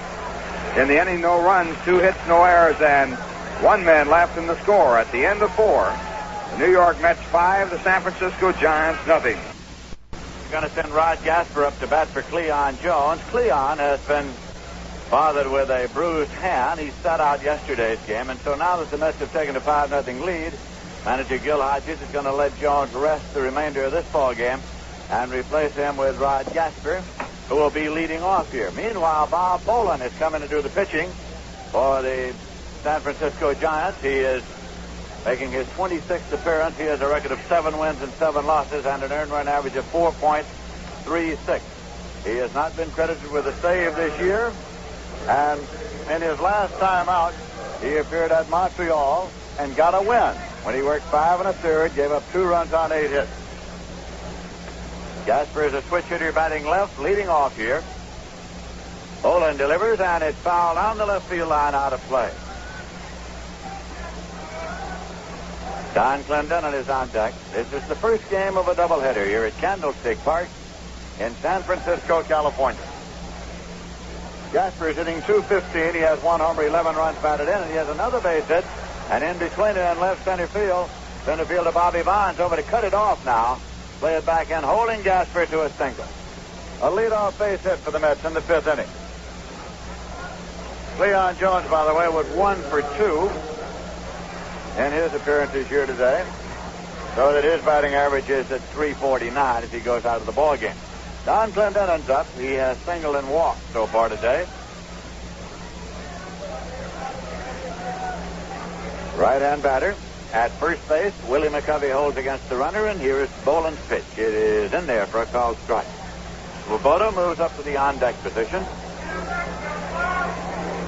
The Mets 5 runs, 8 hits. The Giants no runs, 4 hits.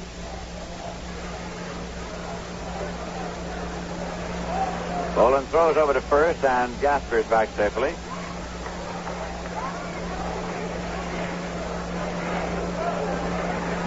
Now Bolin again with the pitch. Swung on and missed.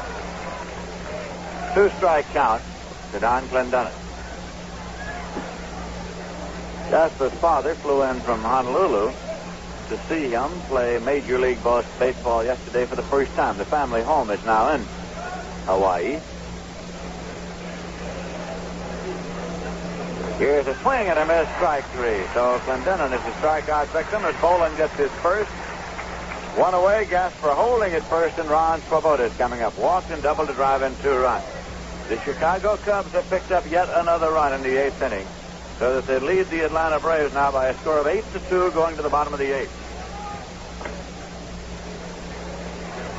They're playing a single game in Atlanta. The Mets are playing 2 here against the Giants in San Francisco. Mets started the day 3 1/2 games back of the Chicago Cubs. 1 game back in the loss column. The ball is bunted up the third base line, a foul ball. Fair-handed over there by Jim Davenport. That'll bring Gasper back to first and Swoboda back to the plate. Grote is on deck.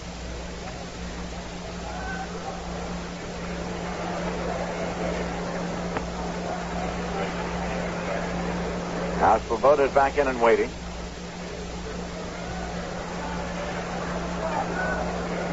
And the pitch swung on and missed. It's strike 2.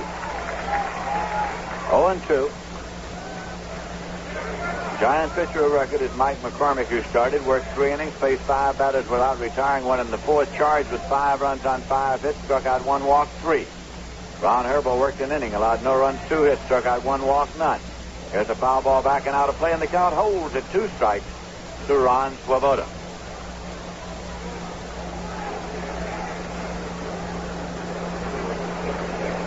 Good many of the old-timers here for this afternoon's game again. Casey and Edna Stingle seated down in the jury box that was devised especially for the purpose of honoring the old-timers here this weekend. It's located down beyond the Giant dugout. Here's a pitch high and away. It's ground level. It's 1-2. Steve Myers there beside Casey Stingle in the jury box. Bobby Thompson, Danny O'Connell, Dave Coslow.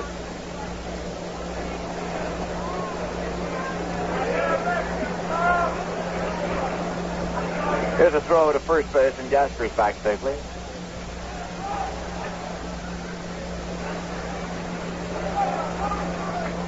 There's 1 man out. Another throw to first, and Gasper dives back in this time safely. As Bolin fired it over that time with pickoff intent.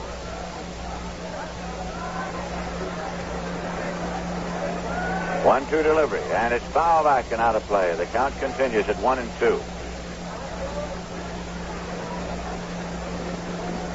And that's got all 5 of their runs in the top half of the 4th inning. Gasper leads at first base. Here's a swing and a drive that is off the glove of Mason at second. Gasper moves on to second base, and Swoboda is on at first.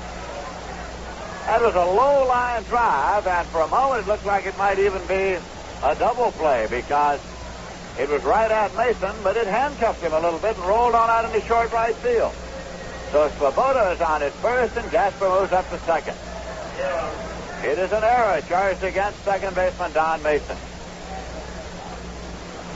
Now Jerry Grote, he had a single to drive in 2 runs in the 4th. He lined out to right field in the 2nd inning. He's a right-hand batter. The Mets with runners at first and second and 1 man out. Grote is the number 7 man in the batting order.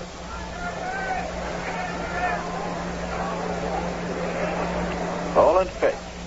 Low for a ball. The 2 games today, the final 2 meetings of the season between the Mets and the Giants.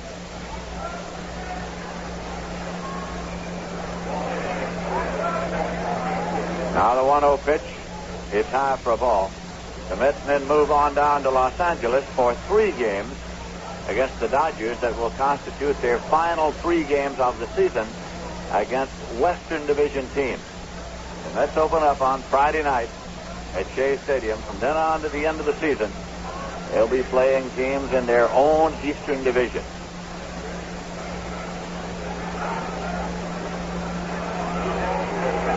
Here's a swing and a foul ball backing out of play. 2-1. The Mets have 4 games remaining against the Chicago Cubs. 2 of them at Shea Stadium, 2 of them in Chicago.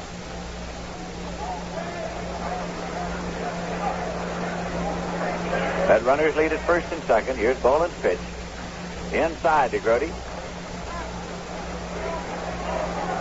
Count drops back to 3-1 now.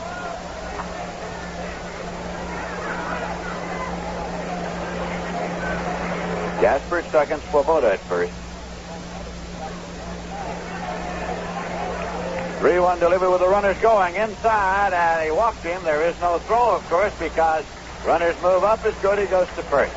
They're loaded up, one away, and Al Weiss will be the batter. Gil Hodges had the runners going on the 3-1 pitch to Grody.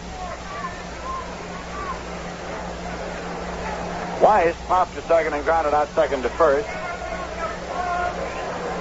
He's hitting .217. He's had 2 home runs and 18 runs batted in.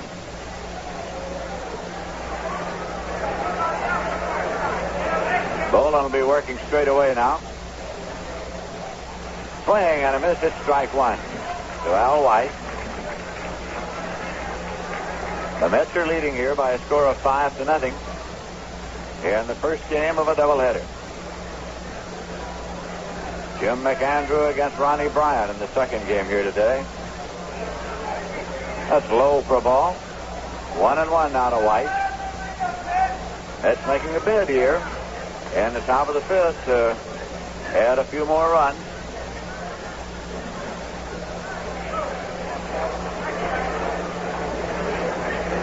Here's the 1-1 pitch. Foul back and out of play. It's 1-2. For this Sunday doubleheader, the biggest crowd that the Mets have seen in this stadium this year.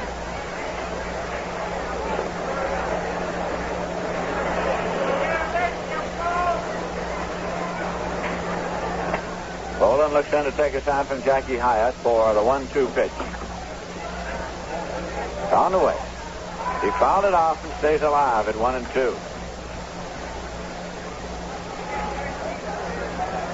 Tom Seaver is on deck. Jasper at third, Swoboda at second, Grody at first.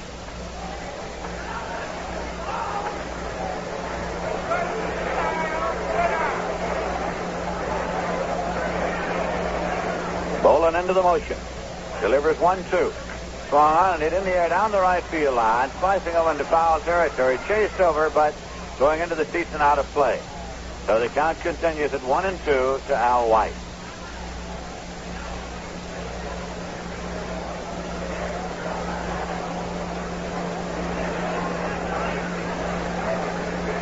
We'll be on the air from Los Angeles at 4 p.m. New York time tomorrow afternoon to bring you the Mets and the Dodgers on Labor Day. Here's the 1-2 pitch. Swung on and foul back into the seats. Jackie Hyde got rid of the mask and was looking around, shading his eyes, thinking it might be playable. It was not. In New York, the Yankees have defeated the Kansas City Royals by a final score of 5-3 as Fritz Peterson gets the win, his 14th, and Bill Butler takes the loss. He's 7-9.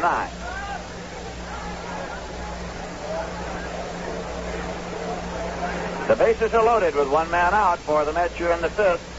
Pitch is swung on line into center for a base hit. Jasper comes on to score. Swoboda around third. He's coming on to score.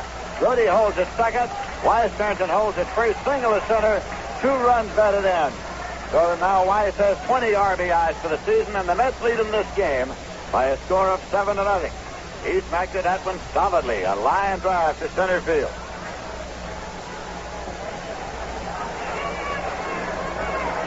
So now, runners at first and second with one man out, and Tom Seaver coming up. Seaver is 1 for 2. He singled a drive and a run in the 4th inning. Rico Carty has hit his 11th home run of the year with nobody on base in the 8th inning for the Atlanta Braves. So it's at 8-3 now. The Chicago Cubs leading the Atlanta Braves, with the Braves still batting in the bottom of the 8th. Here is a pitch high to Seaver for ball 1.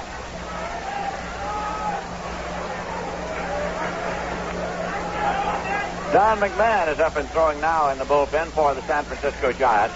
Right-hander Don McMahon, a veteran relief hurler. Off the stretch now. Boland's pitch to Seaver. Swung on and missed. It's 1-1. Cincinnati Reds are leading the St. Louis Cardinals 7-5, going to the bottom of the 8th inning. Pittsburgh Pirates have scored 2 in the 6th to take a 2-1 lead over the Houston Astros. That game going on to the bottom half of the 6th inning. Here's a pitch that's in for a call, strike 2. 1-2 to Seaver. Midway of the 3rd inning, the Dodgers are leading the Phillies by a score of 1-0 on Willie Crawford's 9th home run. Came in the 2nd inning with nobody on base. Seaver swings and misses, strike 3. Boland gets his 2nd strikeout, 2 Mets away. Runners holding 1st and 2nd, and Bud Harrelson coming up. Harrelson, the switch hitter, will be batting left. He is 1 for 3.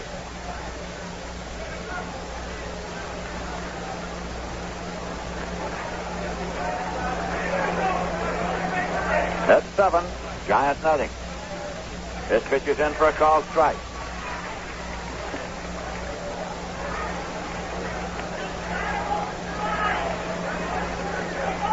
Jody at 2nd, Weiss at 1st. Here's a swing and a drive into right field for a base hit. Jody is rounding 3rd. He's coming home. The ball is overrun by right fielder Ken Henderson. Weiss goes to 3rd as Jody scores. And on at 1st with a single to right and the run batted in is Bud Harrelson. The Mets are leading by a score of 8-0.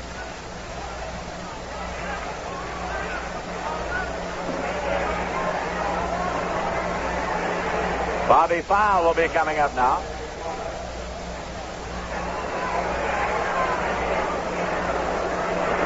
Runners at 1st and 3rd. Fowle is 1 for 3, right-hand batter. Mets have 8 runs, 10 hits.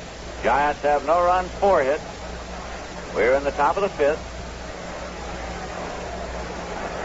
Here's a swing and a miss at strike 1.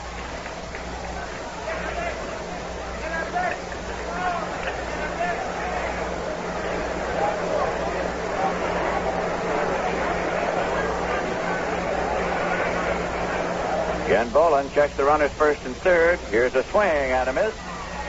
Strike 2 to Bobby Fowle at the plate.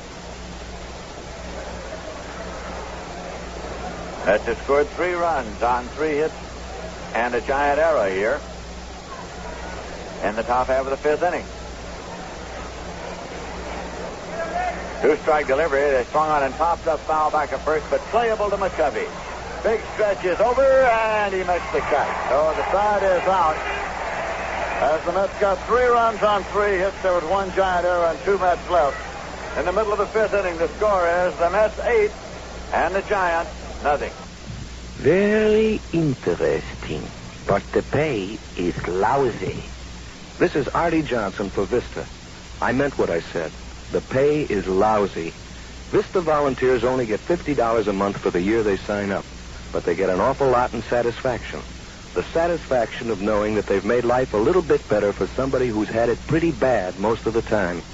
Vista volunteers in service to America, spend a year where the real poverty is. In the big city slums, in migrant worker camps. They teach. They help get cooperation from red tape-ridden agencies. They do whatever they can to make life a little bit better. It's one of the few programs in the land of plenty that's designed to help the plenty who have nothing. It's not a job. It's a dedication. If you think you might have the guts to try, write Vista, V-I-S-T-A, Box A, Washington, D.C. Now that's what I call very interesting.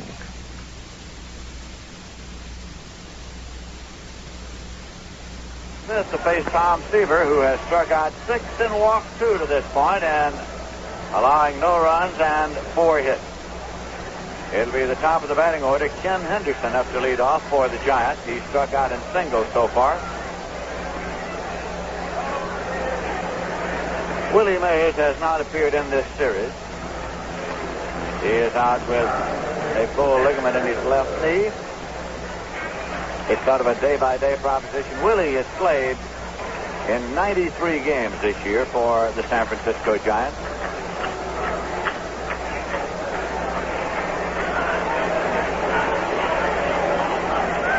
They've played 131. Henderson's a switch hitter, batting left. Seaver delivers, and it is in there for a called strike. Don Mason's on deck.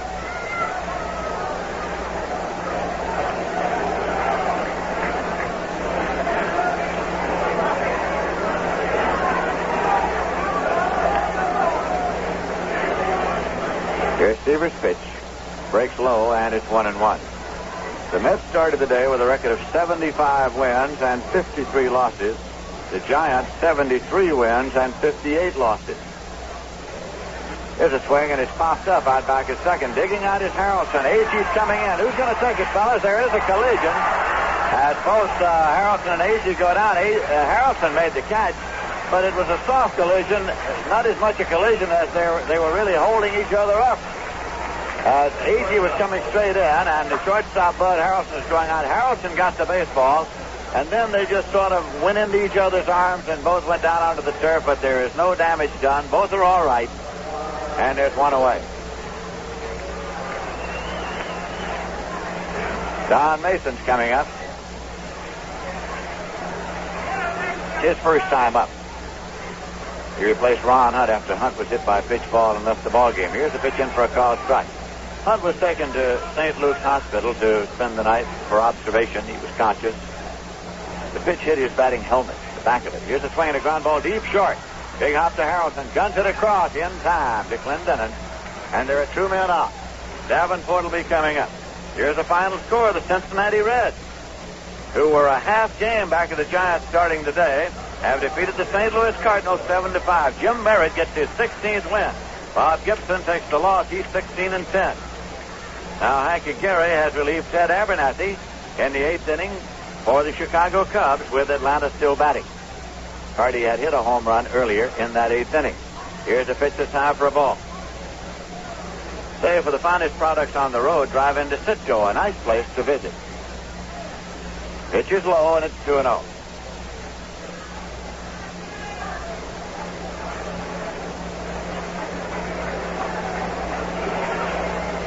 Cubs are leading the Braves by a score of 8-3 in that game in Atlanta. The Cubs have made 2 pitching changes in the 8th inning. Pitch misses outside. It's 3-0 now to Davenport, who struck out and lined out so far. McCovey is on deck. Pitch low. It's a walk on 4 pitch balls to Davenport. The third walk issued by Seaver brings up McCovey. Big stretch, tripled out to left center, leading off the second inning, but did not score, and he walks in the third inning. There were 2 men on base at first and second time, so his walk loaded the bases, but on each of those occasions, Seaver managed to pitch his way out. He challenged McCovey with a 2-0 fastball in the first inning, and the triple resulted. The Mets put on the McCovey shift. 3 infielders between first and second. Third baseman Baugh moved way over toward the bag at second.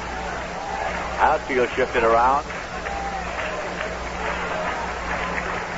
2 men out, runner at first. Here's the pitch to McCovey. Swung on it on the ground. Second baseman Weiss has it. He plays over to first in time, and the side is out. So it is no runs, no hits, no errors, a walk, and 1 left. The end of 5 full innings of play. The score is the Mets 8, the Giants nothing. The Mets will be coming up now in the 6th inning, and it'll be Tommy Agee to lead off. Facing Bob Boland, the pitcher of record is Mike McCormick, who started. Ronnie Bryant will be pitching the second game for the Giants. Jim McAndrew will pitch the second game here today for the New York Mets.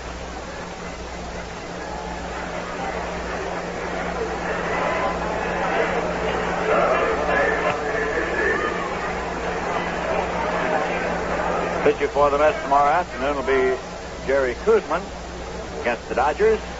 Jim Bunning will be going for Los Angeles. Agee struck out, walked, and grounded out. Right-hand batter facing the right-hand pitcher. Here's a swing and a miss, strike one. Rod Jasper next in the order. The Mets 8, the Giants nothing. This is the third game of a 4-game series. The pitch is high for a ball. The Atlanta Braves got 2 runs in the bottom of the 8th, so it is the Chicago Cubs 8, the Atlanta Braves 4 going to the 9th inning. Time has been called because of rain. There's a swing and a foul ball. Backing out of play. It is raining in Atlanta, Georgia. That game is being held up at the end of 8 because of rain. The Houston Astros got a run in the bottom of the 6th, so it is now Pittsburgh 2 and Houston 2 at the end of 6 innings. 1-2 is the count to Tommy Agee at the plate. Bob Boland's pitch. A little high. It's 2-2.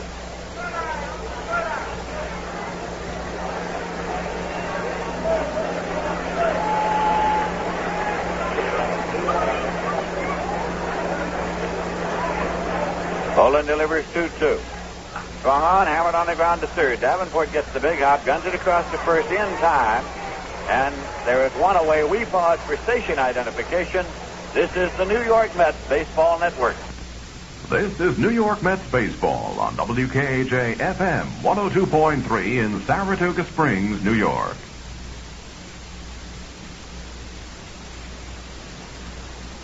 This is Lindsey Nelson with Bob Murphy and Ralph Kiner at Candlestick Park in San Francisco, California. And Rod Jasper's up. Here's Bob Boland's pitch, swung on it on the ground, and it's going through into right field for a base hit. As Don Mason made a dive for the ball, and it just picked the end of the fingers of his glove. Went on out into right for a base hit, and the Mets have a base runner with 1 man out. So it's Don Clendenon coming up. Clendenon has single walked and struck out. His home run in the 10th inning yesterday won the game for the Mets by a score of 3-2. Jasper is 2 for 2. That was base hit number 11 for the Mets. They're leading in the game by a score of 8-0. Boland's pitch swung on and missed at strike one as Ron Swoboda moves up on deck.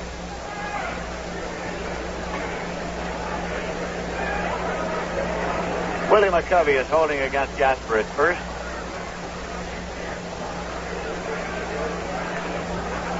It's high and tight for a ball. Jasper came into the game after the Mets had taken a 5-0 lead to replace Cleon Jones, being rested for the remainder of this game. Bothered by a bruised hand and was rested yesterday except for a pinch hitting appearance. This pitch is in for a called strike. 1-2 now to Don Clendenon.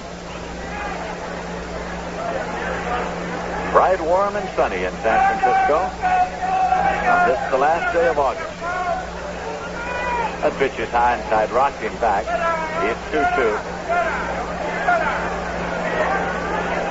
New York Mets came into today's doubleheader with a record in August of 20-9, their finest month ever. Throw to first, not in time. Gasper's back safely.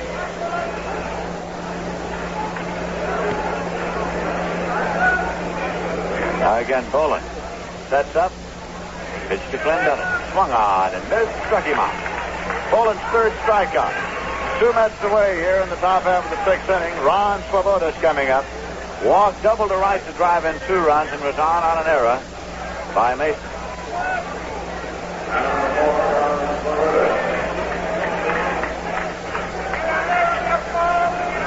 Jasper holding at first with 2 away.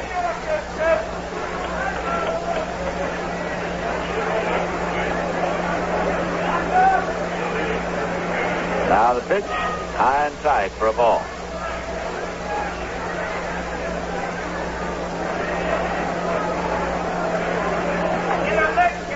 Jerry Grody moves out on deck.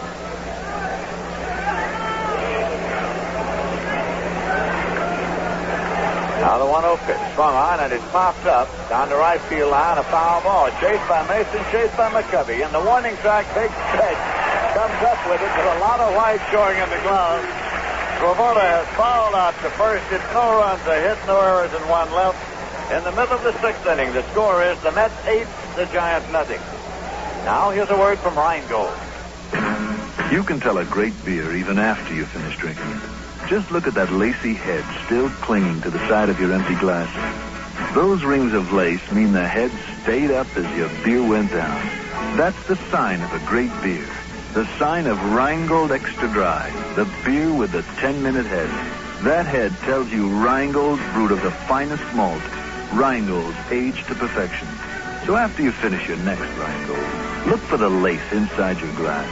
Even on an empty glass, the proud Rheingold 10-minute head leaves its mark of greatness.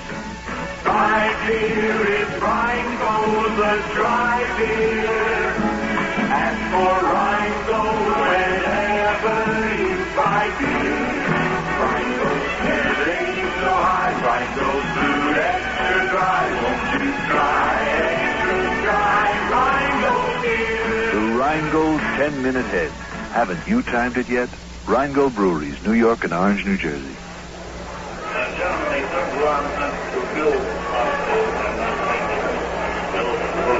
We're going now to the bottom of the sixth inning, and it'll be Bobby Bonds up to lead off for the Giants. The press box PA has just informed us that Ron Hutt was taken to Mills Hospital instead of St. Luke's after he was hit by the pitch ball. He was conscious all the while. He'll spend the night at the hospital under observation. Bobby Bonds, the right-hand batter, has walked, stolen a base, and flied out to center field so far here today.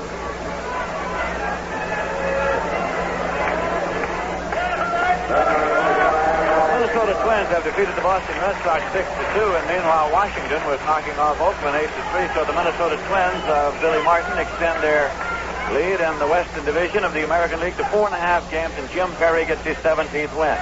It's a swing and a one-hop at a deep short. Harrelson up with it, plays to first, and the tag is made by Clendenon on the shoulder of Bonds coming by.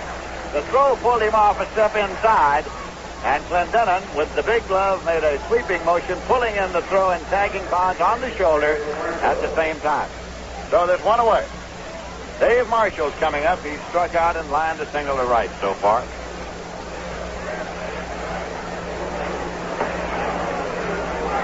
The Mets are leading by a score of 8-0. Tom Seaver has been in all the way. Marshall is a left-hand batter, and here is Seaver's pitch. Swung on and missed for a strike. San Diego, Rusty Staub has hit a home run for the Montreal Expos in the third inning with one man on, his 25th. The end of 3 innings, Montreal 2, San Diego nothing. That's the first game of a doubleheader.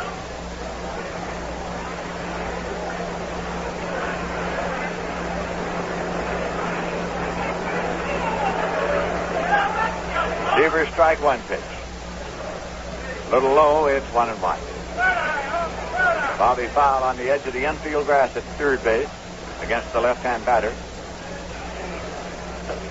It is high for a ball. Seaver goes behind 2-1. Seaver struck out 6 and walked 3 in this ball game.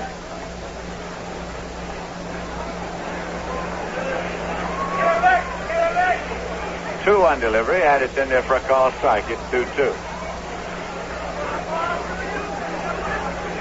Doug McGraw is doing a little shadow pitching and a little shadow batting down in the bullpen. It's a swing and a miss, strike 3. Strikeout number 7 for Tom Seaver. 2 Giants are out in the 6th inning. And Jackie Hyatt's coming up. He's been up twice and struck out both times. Once looking, once swinging.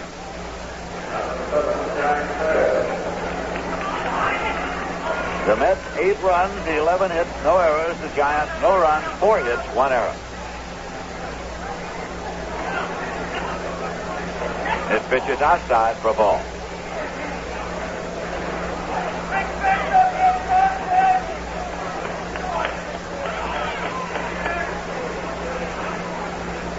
Seaver into the motion. Pitch is a call strike. Hal Lanier is on deck now. Ed Cranesville has left the dugout and is going down to the bullpen area, windmilling his arm as he gets down there, so apparently he's going to warm up. There's a change, and it is in there for a call strike to make it 1 ball and 2 strikes now to Jackie Hyatt. Ed Cranesville has been out of action with a bruised hand, but apparently he's going to get some action here. Here's a swing and a miss, strike 3. 8 strikeouts for Seaver. The side's out in order. No runs, no hits, no errors, and none left. The end of 6 full innings of play. The score is the Mets 8, the Giants nothing. Hi, this is Greg Morris of Mission Impossible with an important question for young men. Do you know where you're going? Have you considered the Coast Guard?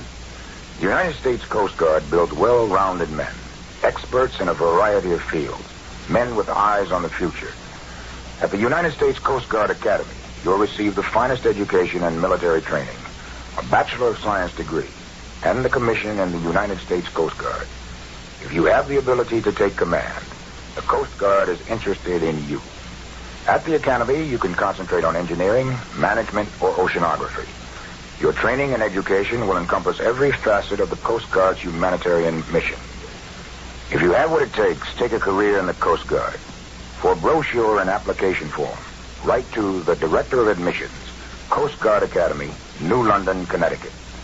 That's the Director of Admissions, Coast Guard Academy, New London, Connecticut.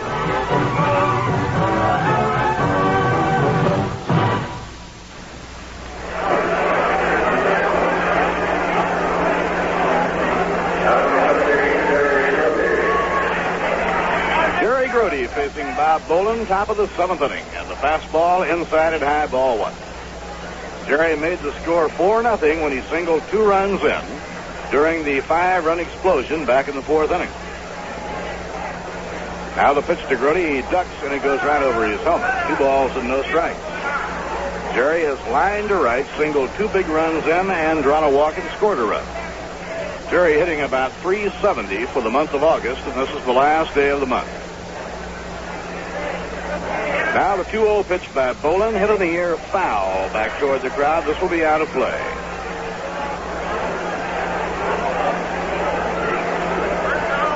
That's trying to win their 8th game in 11 from San Francisco.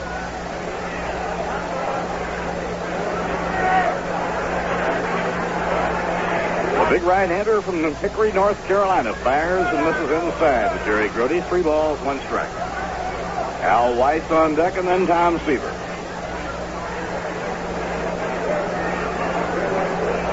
Now the pitch on the way. Inside, it's ball 4, and Grody takes a stroke. Both of these clubs have been good doubleheader ball clubs this year. The Giants have swept 6 while being swept only twice. The Mets have swept 8 while being swept only twice.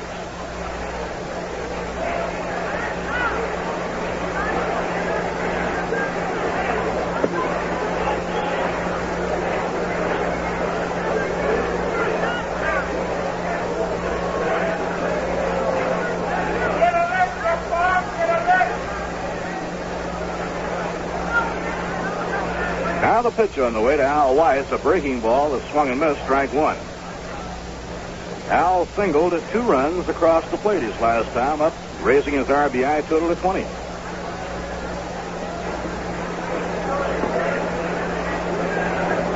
Grody on first, nobody out. And a foul hit back over the screen, no play. Bob Boland has walked 2 and struck out 3. He's the 3rd Giant pitcher called on by Clyde King. The Mets knocked Mike McCormick out in the 4th inning, and Herbal was brought on. He was belted around by the Mets, and Bob Boland came in.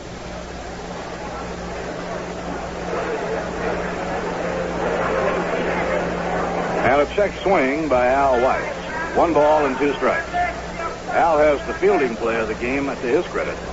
Beautiful backhand play of a hard ground ball that started a double play at a critical point in the ballgame. Ground ball hit hard right at the short. Lanier throws to Mason. 1 out of first base for the play. He sprung that one. Ground ball hit straight as a string. The shortstop, Al Lanier. 2 outs, nobody on. Tommy Seaver coming up. Tom has 1 for 3, and the base hit drove in a run. This base hit made the score 5-0. Al Weiss made it 7-0, and he singled 2 in. Bud Harrelson singled in the 8th run.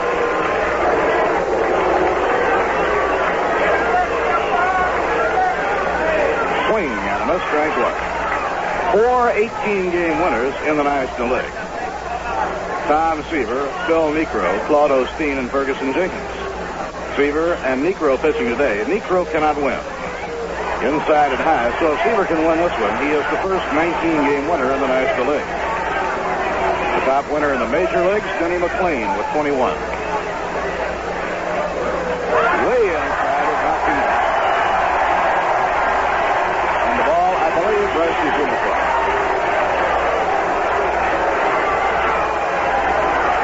Fastball way inside. Seaver wants his number. And that just grazed Seaver's uniform shirt.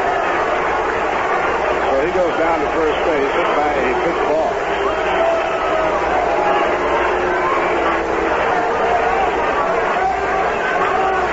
Seaver casting a glance out toward the mound.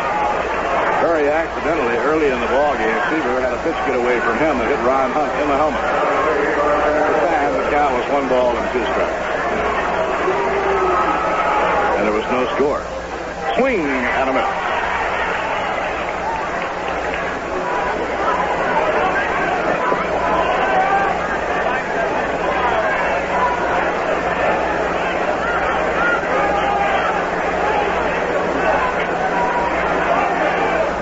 Harrelson 2 for 4 and a run batted in. Now a swing and a miss by Bud Harrelson and the count is strike 2.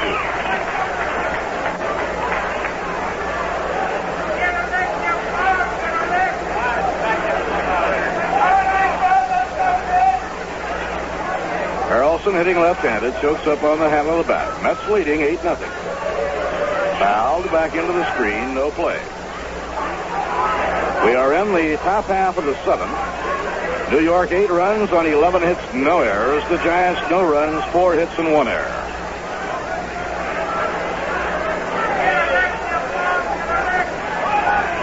Two-strike delivery. Up high and Harrelson takes 1 ball, 2 strikes.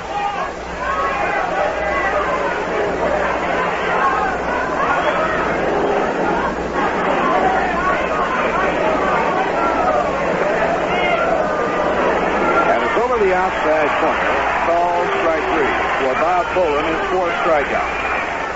Side retired in the 7th. No runs, no hits, no errors, and 1 left on. At the end of 6 1/2 innings, the New York Mets 8 and the San Francisco Giants nothing.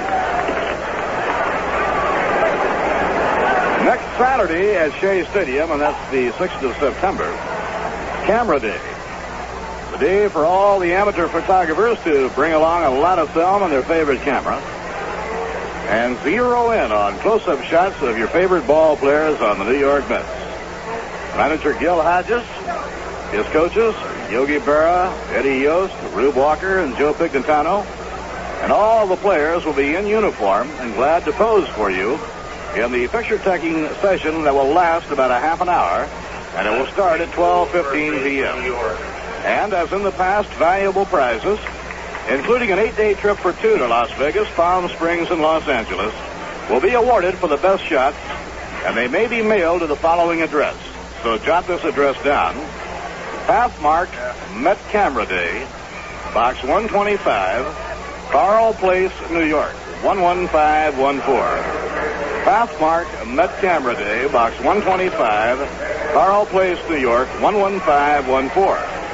Entries must be in no later than October 1st.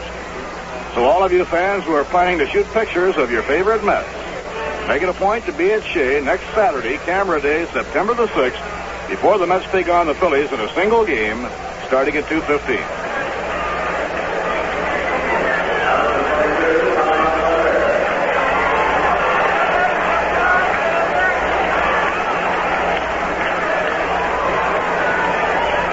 Lanier leading off a ground shot through the legs of Tom Seaver, a base hit to center field.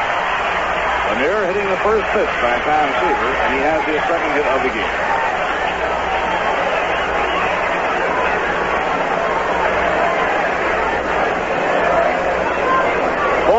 Bob Bolin, the Giant pitcher, is now scheduled up. We're waiting now for Clyde King's selection. Don McMahon is warming up in the bullpen.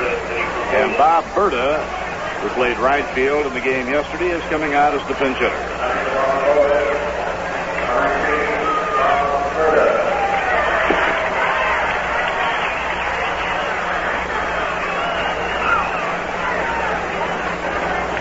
Single by Hal Lanier, the 5th hit given up by Tom Seaver. He's given up 5, 4 singles, and a 3-base hit to Willie McCovey.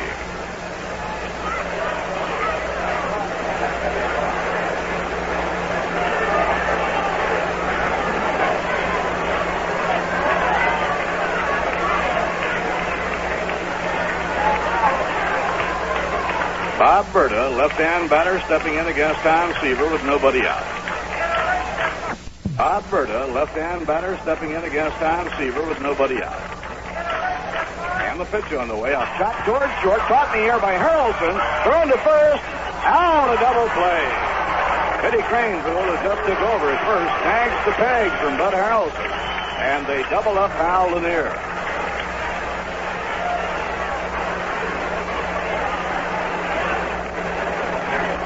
So 2 outs and nobody on in the last of the 7th. Now the leadoff batter, Ken Henderson. He has 1 for 3, a single to right.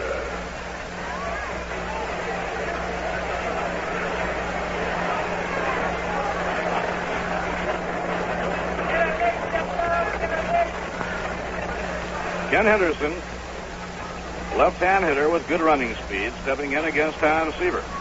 The Mets have played slick defensive ball behind Tom Seaver in the ball game today. Pitches in for a called strike. This infield that Gil Hodges has on the diamond right now may not compare with some of the others you can think of hitting-wise, but fielding-wise, it leaves nothing to be desired. Ground ball hit up the middle by Ken Henderson, a base hit. You have Craneville or Clendenin, along with Al Weiss, Bud Harrelson, and Bobby File. It's a tough, as smooth a defensive unit as you can think of. Don Mason is 0 for 1. He bounced out to short his first time up.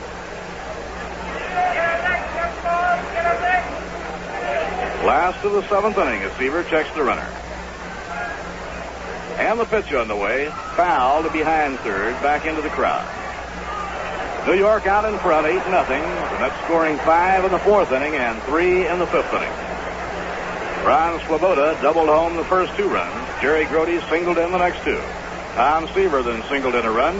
Al Weiss singled in 2, and Bud Harrelson singled in 1. Fouled again, back into the crowd.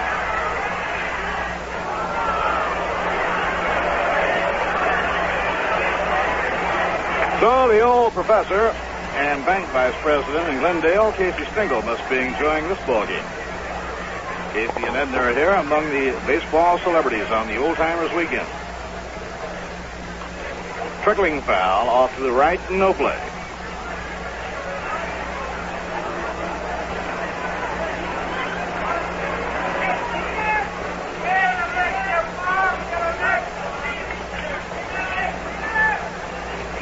They have resumed play in Atlanta now following the rain delay. They go to the 9th inning, the Cubs leading 8-4. Fouled, no play. Chicago getting slugging in today's game, a 3-run homer by Billy Williams and a 2-run homer by Kenny Holtzman. Rico Carty homered in the 8th inning for the Atlanta Braves with nobody on. Then at the end of 8, the rain came. They were held up. Now they have resumed. The Cubs leading 8-4. 2-strike delivery. Ground ball hit toward the middle. Weiss moving quickly. Grabs the ball, steps on second, making the force play unassisted to retire the side. No runs, 2 hits, no errors, and 1 left. At the end of 7, the New York Mets 8, the San Francisco Giants nothing. This is Bill Cosby. When I was going to college, I realized that many middle-class and upper-class college students didn't realize what was going on in the poverty area.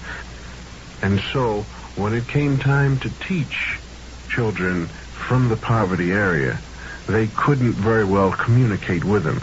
You have to learn how to communicate with kids who would probably never make it because they were missing out on a good education. Now, today, college kids know what's happening. Now, if you're one of these college graduates who understands the ball game and wants to change the score, think about joining the Teacher Corps.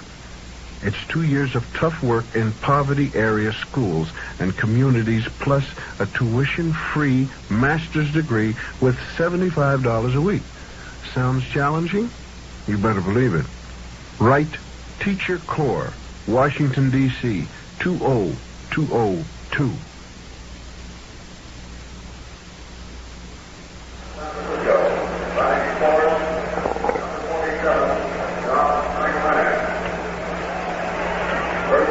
Now the 8th inning and the opener of this doubleheader, and Don McMahon, the veteran right-hander, 39-year-old fireballer born in Brooklyn, and he still throws the baseball hard, takes over in relief. Bobby File will be leading off. Mike McCormick gave up 5 runs and 5 hits.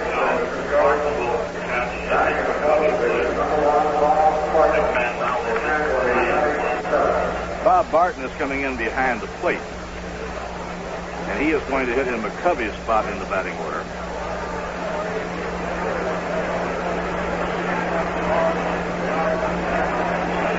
Which means the pitcher McMahon is now hitting in the catcher spot, Jack Hyatt.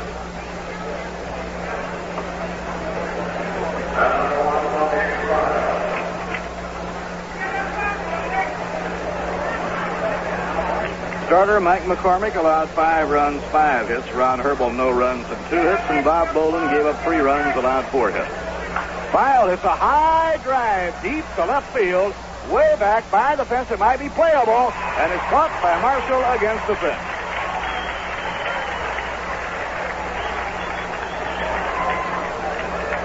Right against the wire fence, Marshall, the left fielder, made the grab of a well-hit drive by Bobby File. Bobby just missing in a bid for his first Major League home run. Now Tommy Agee is the batter. Tommy 0 for 4. The only member of the starting lineup without a base hit at this point. Tommy has been on once with a walk. Fouled back toward the crowd. Well, the Giants, Clyde King resting Willie McCovey the remainder of the way, and playing Bob Berta at first. Barton is behind the plate, and Don McMahon is on the mound.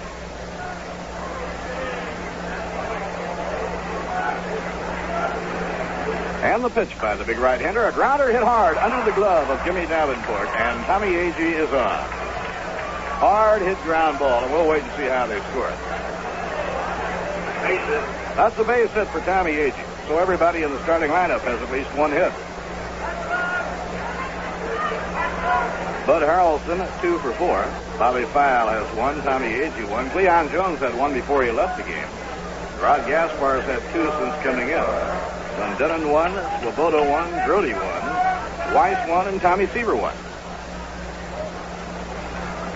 Rod Gaspar 2 for 2, facing Don McMahon. McMahon's 5th relief appearance and 3rd against New York. Fouled, going out of play. Don McMahon was the winning pitcher in the only game taken by the Giants in the 3-game series at Shea Stadium.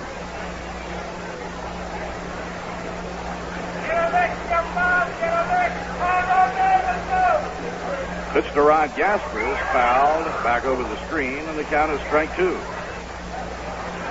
Mets now have 8 runs on 12 base hits.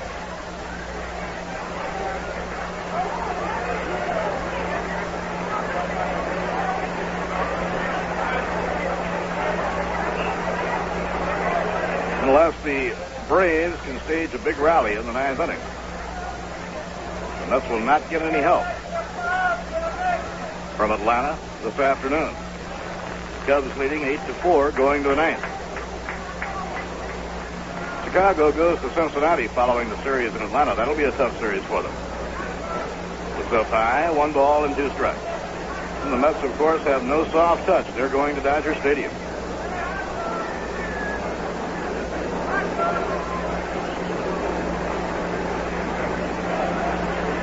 One out and 1 on in the top of the 8th inning with New York in front, 8-0.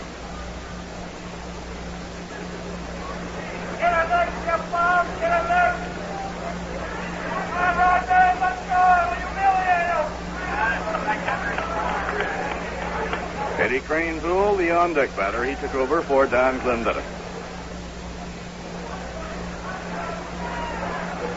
Slammed foul down the left field line and out of play up into the crowd.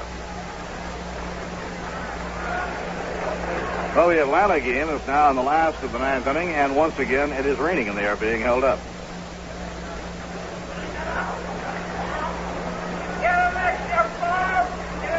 Bob Berta holding against Tommy Agee at first.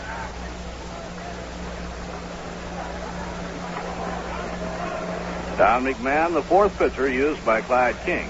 And a fly ball hit to shallow left field. Marshall ambling in, draws the beat on it, and makes the catch.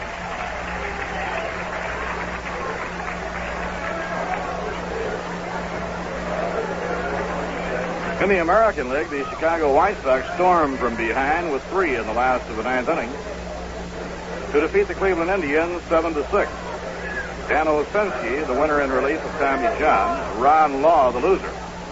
Home runs by Hawk Harrelson and Don Pavlitic. Final, Chicago 7, Cleveland 6 on a 3-run 9th inning by Chicago.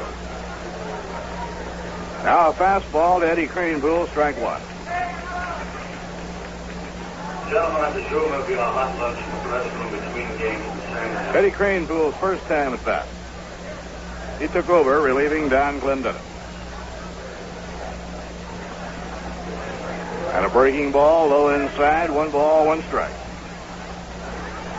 All of the games in the American League are now complete, except the Baltimore, California game. Washington beat Oakland 8-3, and Minnesota beat the Red Sox 6-2. Billy Martin's Twins have now opened up a 4.5 game lead in the Western Division. On the outside corner threes, 1 ball, 2 strikes. The New York Yankees in the stadium on the combined pitching of Fritz Peterson and Jack Yeager turned back Kansas City 5-3. Bill Butler was the loser. Detroit beat Seattle 7-2. Earl Wilson winning. Willie Horton hit 2 home runs. Swing and a miss, strike 3. Ed Kranepool struck out by Don McMahon. No runs, 1 hit, no errors, and 1 left on. At the end of 7 1/2 innings, the New York Mets 8 and the San Francisco Giants nothing. Having a problem in deciding where to take your group on its next outing? If so, let the Mets Group Sales Department solve it for you. This department is manned by experts in handling both men's and women's groups. These same specialists encourage community and civic organizations, social and fraternal clubs, youth, family, and athletic groups to take in a Mets ball game and enjoy a day at Shea. In addition to providing group ticket sales for a ball game, our representatives will be happy to furnish you with all the details of the beautiful restaurants at Shea Stadium, which are available for parties large or small up to 700 persons. For groups of 100 or more, recognition will be given to your organization on the changeable message scoreboard here at Shea. Residents of Connecticut, New Jersey, and New York can easily obtain additional information simply by writing to Group Sales Manager, Shea Stadium, Flushing, New York, 11368. Or if you like, telephone 212-672-3000. The representative handling your area will be more than happy to personally speak before your men's or women's group, large or small, and explain all the details. Call or write today.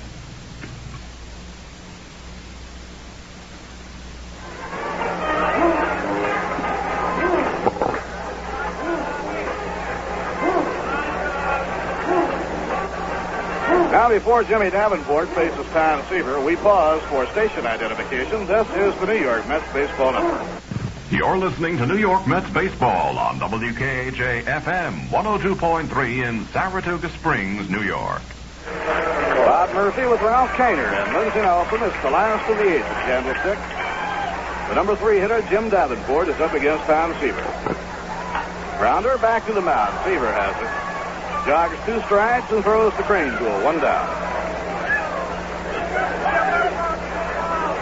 Here are the warm-ups for the American League game at Baltimore for the California Angels, Rudy May.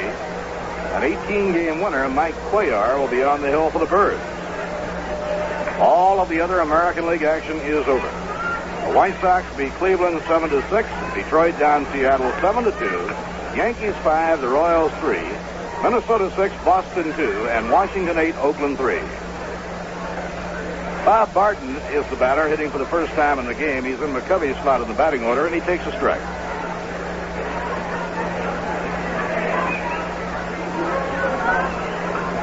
Foul back over the screen. Willie McCovey had 1 for 2 and a walk. His base hit was a 3-base hit leading off in the 2nd inning, but Tom Seaver pitched his way out of the trouble.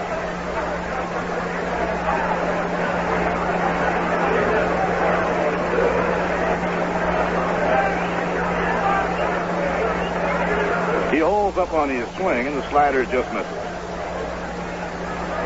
1 ball, 2 strikes to right-handed hitting Bob Barton.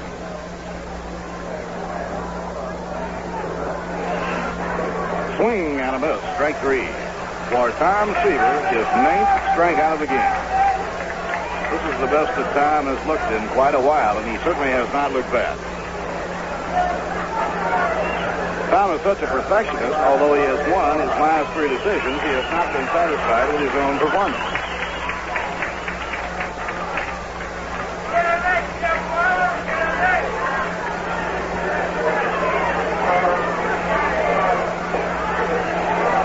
Bobby Bonds, the hitter, and he takes strike 1 call. Bonds has walked, flied to center, hit a ball hard to short, and Buddy Harrelson threw him out on an excellent play. And a slider over the outside corner, strike 2.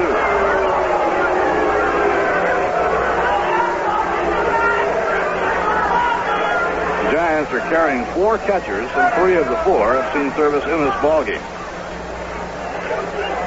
2-strike delivery. Curve just missed inside. 1 ball, 2 strikes. Willie McCovey and Bobby Bonds have both been red hot. Low outside is 2-2. Over the last 10 games, Bonds and McCovey have combined to drive 40 runs in.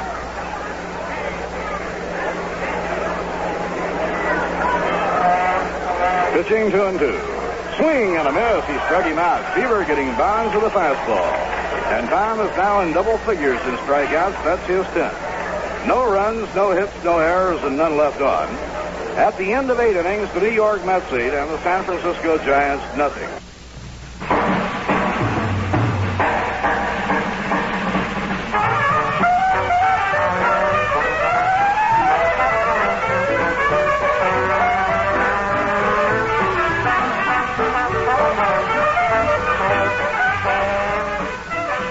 Coming to the end of your college days, why not make it a happening? The start of something big. In all the world, only a few thousand men have mastered the skies from the deck of a ship at sea. You could be one of them as a naval aviator. If you're going to be something, why not be something special? It's where it's all happening now.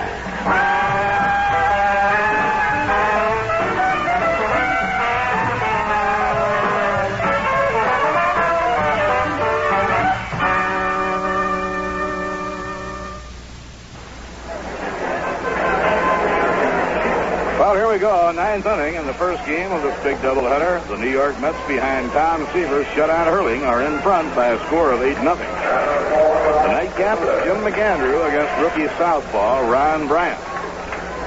Now, as we hit the 9th, let's pick up the action with Ralph Kiner. Okay, Bob Murphy, and once again, hi, everyone. Ron Swoboda will lead off with the Mets. Ron has a double and 3 official times up. He also has walked, and he has driven in 2 runs. And the first pitch by Don McMahon is low for a ball.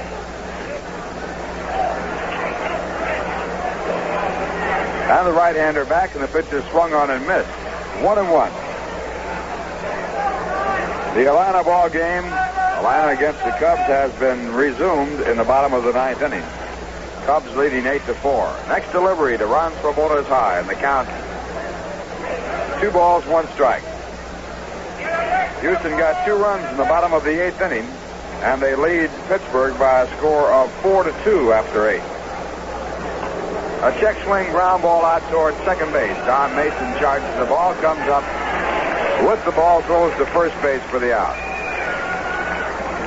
That'll bring up Jerry Grody. Jerry has a base hit and 2 runs batted in, and 2 official times up. Tried Royal Crown Cola lately. It's moving up fast in popularity, catching on all over the country. Get with RC, the comer. Grody now with 35 RBIs, and the first pitch is hit out toward right field. The right fielder, Ken Henderson, moving over toward the foul line, makes the catch, and it's out number 2. That'll bring up Al White. Al has a base hit and 4 times up. Everybody in the starting lineup has had at least 1 hit as the Mets lead by a score of 8-0 on 12 base hits. White singled in a run, making 2 runs in the 5th inning. In the ninth inning, the bottom half of the ninth, the Giants will have Dave Marshall, Jack Hyatt, and Hal Lanier as their scheduled first three batters. First pitch is ball one to Al White. Al now with 20 runs batted in. All the runs in this ball game have been driven in by Ron Swoboda, Jerry Grody, Al White, Tom Seaver, and Bud Harrelson. Next pitch, a called strike, and the count 1-1. Rusty Staub has homered in the ball game at San Diego, and Montreal leads 2-0 after 5.5 innings. For Staub, his 25th home run of the season. Next pitch is fouled off out of play, and the count 1-2. And the Cub game is over, and the Cubs have won it by a score of 8-4. Winning pitcher was Ken Holtzman. Losing pitcher was Phil Niekro. Holtzman now 16-8 for the year. Niekro has won 18 and lost 12. Home runs by Williams, Holtzman, and Carty in the game. Next pitch is called strike three. And Don McMahon has taken the Mets down 1-2-3. And the score at the end of 8.5 innings, the Mets 8, the San Francisco Giants, 0. The finest in Italian cuisine and a wide array of steaks, chops, and seafood await your dining pleasure at Mangino's Restaurant, located in the south end of Saratoga Lake. But there's a big difference between just ordinary Italian or American cuisine and Mangino's fine foods. At Mangino's, your order is never prepared hours before. Mangino's realize that good food cannot be hurried, and they ask you to give them a little time to prepare it properly. All dishes are prepared to your order when your order is placed, never simmering away for hours or minutes in the kitchen. And that's the big difference at Mangino's. Why not enjoy eating Italian food the way it should be savored and dine at Mangino's Restaurant, located in the south end of Saratoga Lake at Route 9P, just 2 miles from Route 9. A complete line of Italian specialties is served to tempt the palate, and their steaks and chops and seafood are equally as delightful. If you're planning a banquet or party for up to 75 people, call Mangino's for their special party menu. They'll be happy to give you complete details. That's Mangino's Restaurant, the home of truly fine foods, Route 9P, the south end of Saratoga Lake.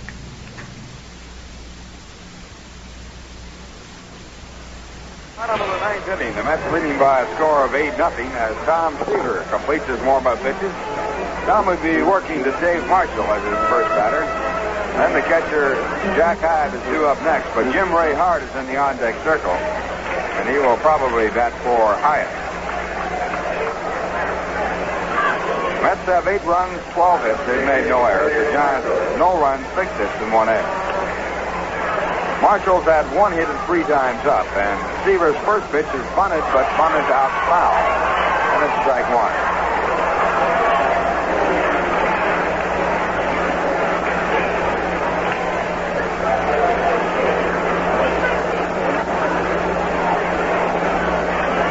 One strike count for Dave Marshall. Marshall coming back from position down by first base as he was trying to beat out that bunt that went foul.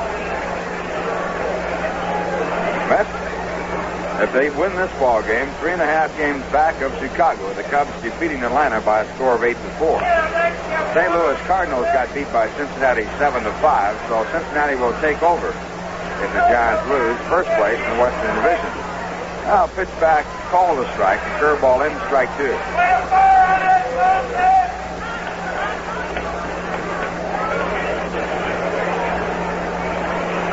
Mets started the action ahead of St. Louis in second place. Next pitch, the ball on the count 1-2. Mets were 6 games ahead of St. Louis, so they'll pick up a full game on the Cardinals if they win. Now, swing at a fastball and strike 3. That is the 11th strikeout for Tom Seaver. That gives him his first out. Here in the bottom half of the ninth, the Mets leading 8-0, and Jim Ray Hart is now coming up as a pinch hitter.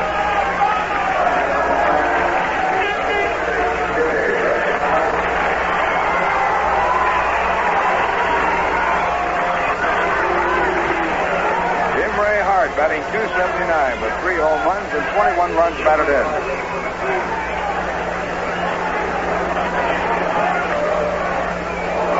Right-hand batter, and the first pitch is ball 1.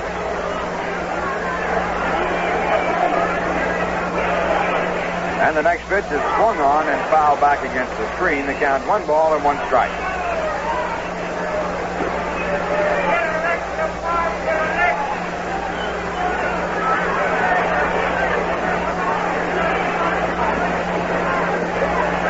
1-1. The pitch is taken low, and the count 1-2. With 11 strikeouts in this ball game, Seaver now has struck out 175 batters this year. Seaver back, and a line drive hit the center field for a base hit. And Jim Ray Hart on at first base with the 7th hit of the ball game given up by Seaver. That brings up the shortstop, Hal Lanier.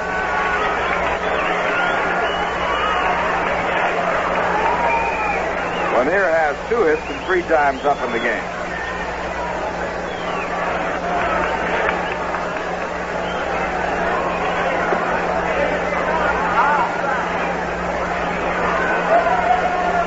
Lanier batting left-handed against Tom Seaver, a right-hand pitcher. And Seaver working from the set position, and the first pitch. Outside and high, a ball. Mets are leading 8-0. 1 man out, bottom half of the 9th inning.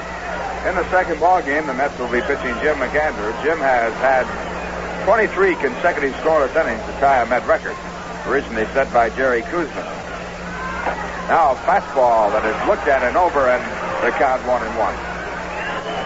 Ron Bryan, who has no decisions over the Mets, and a 2-1 record in the majors, will be going for San Francisco.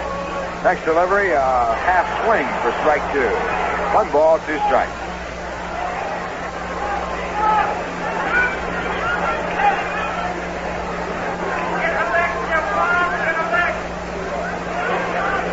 Lanier batting .224 this year. No home runs, 23 runs batted in. Next pitch is grounded to the shortstop. Harrelson could be an inning double play. The throw to second is in time and on to first base for a double play that ends the ball game. So Tom Seaver pitches the shutout. His 3rd shutout of the season, his 12th complete game, as the Mets win it by a score of 8-0. In the inning, no runs, 1 hit, no errors, and no one left on. And the final score of the ball game, the New York Mets 8, San Francisco Giants 0. We'll be back with the recap in just 1 minute. Follow the eagle, follow the eagle. You live in freedom and security, and saving bonds help to keep our country free. So follow the eagle, the red, white, and blue eagle.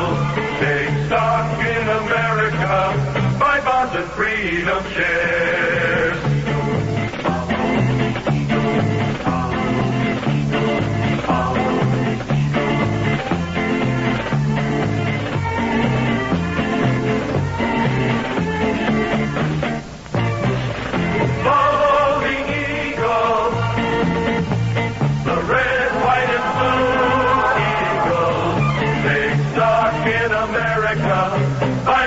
Saving bonds.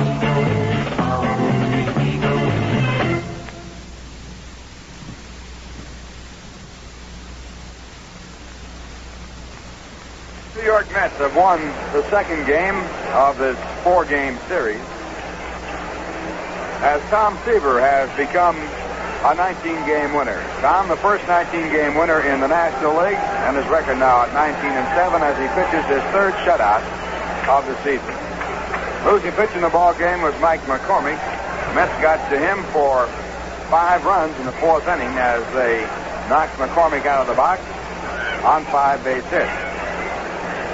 In that 4th inning, the leadoff batter Tommy Agee walked. Leon Jones singled to put Agee over at 3rd base. Then Don Clendenin walked to load up the bases. Ron Swoboda came through with a double in the right field corner to drive in 2 runs. Jerry Grody then singled in 2 runs. That knocked Mike McCormick out of the box and brought in Ron Herbold. Tom Seaver singled to drive in another run to make it a 5-0 ball game. Bud Harrelson then struck out, but Bobby Fowle came up with an infield hit. And the Mets had 5 runs in the inning, and they sent him into the plate as Agee made the final out as he grounded out to short. Mets added 3 more runs off relief pitcher Bob Boland as they got 3 runs on 3 hits in the 5th inning, and that concluded their scoring. Mets winning the first game of this doubleheader, picking up 12 base hits, and everyone in the lineup got a base hit for the New York Mets. Seaver was in trouble only 2 times in the ball game. In the 2nd inning, Willie McCovey led off with a triple. Bobby Bonds walked in the 3-2 pitch, and with runners at first and third, Dave Marshall struck out on 3 pitches. Jack Hyatt, batting with the count going against him, saw Bobby Bonds steal second base, put runners at second and third, but Hyatt looked at a curveball for called strike 3. That gave Seaver his second out of the inning. He then got Hal Lanier to pop to second base to end the inning. In the third inning, the Giants had the bases loaded on a single by Ken Henderson. Ron Hunt was hit in the head by a pitch ball and was carried off the field in the stretcher. The report on him was that he had a bruise on his head, and he has been taken to the hospital for observation and will be left there overnight. He left the field conscious, and it is assumed that he is not hurt seriously. After Ron was hit by the pitch ball, Jim Davenport lined to center field, runners holding at first and second. Willie McCovey then walked in 4 pitches, and with 2 men away and the bases loaded, Bobby Bonds hit a high fly ball to center field for the final out of the inning. In the 4th inning, the Giants had base hits by Dave Marshall and Hal Lanier, but then John Stevenson was out on a fine double play started by Al White. That was all the trouble that Seaver was in the ball game as he recorded his 19th win. That ties him with Jerry Koosman for the most wins in one season by any Met pitcher. And for Seaver, of course, it makes him the first 19-game winner in the National League.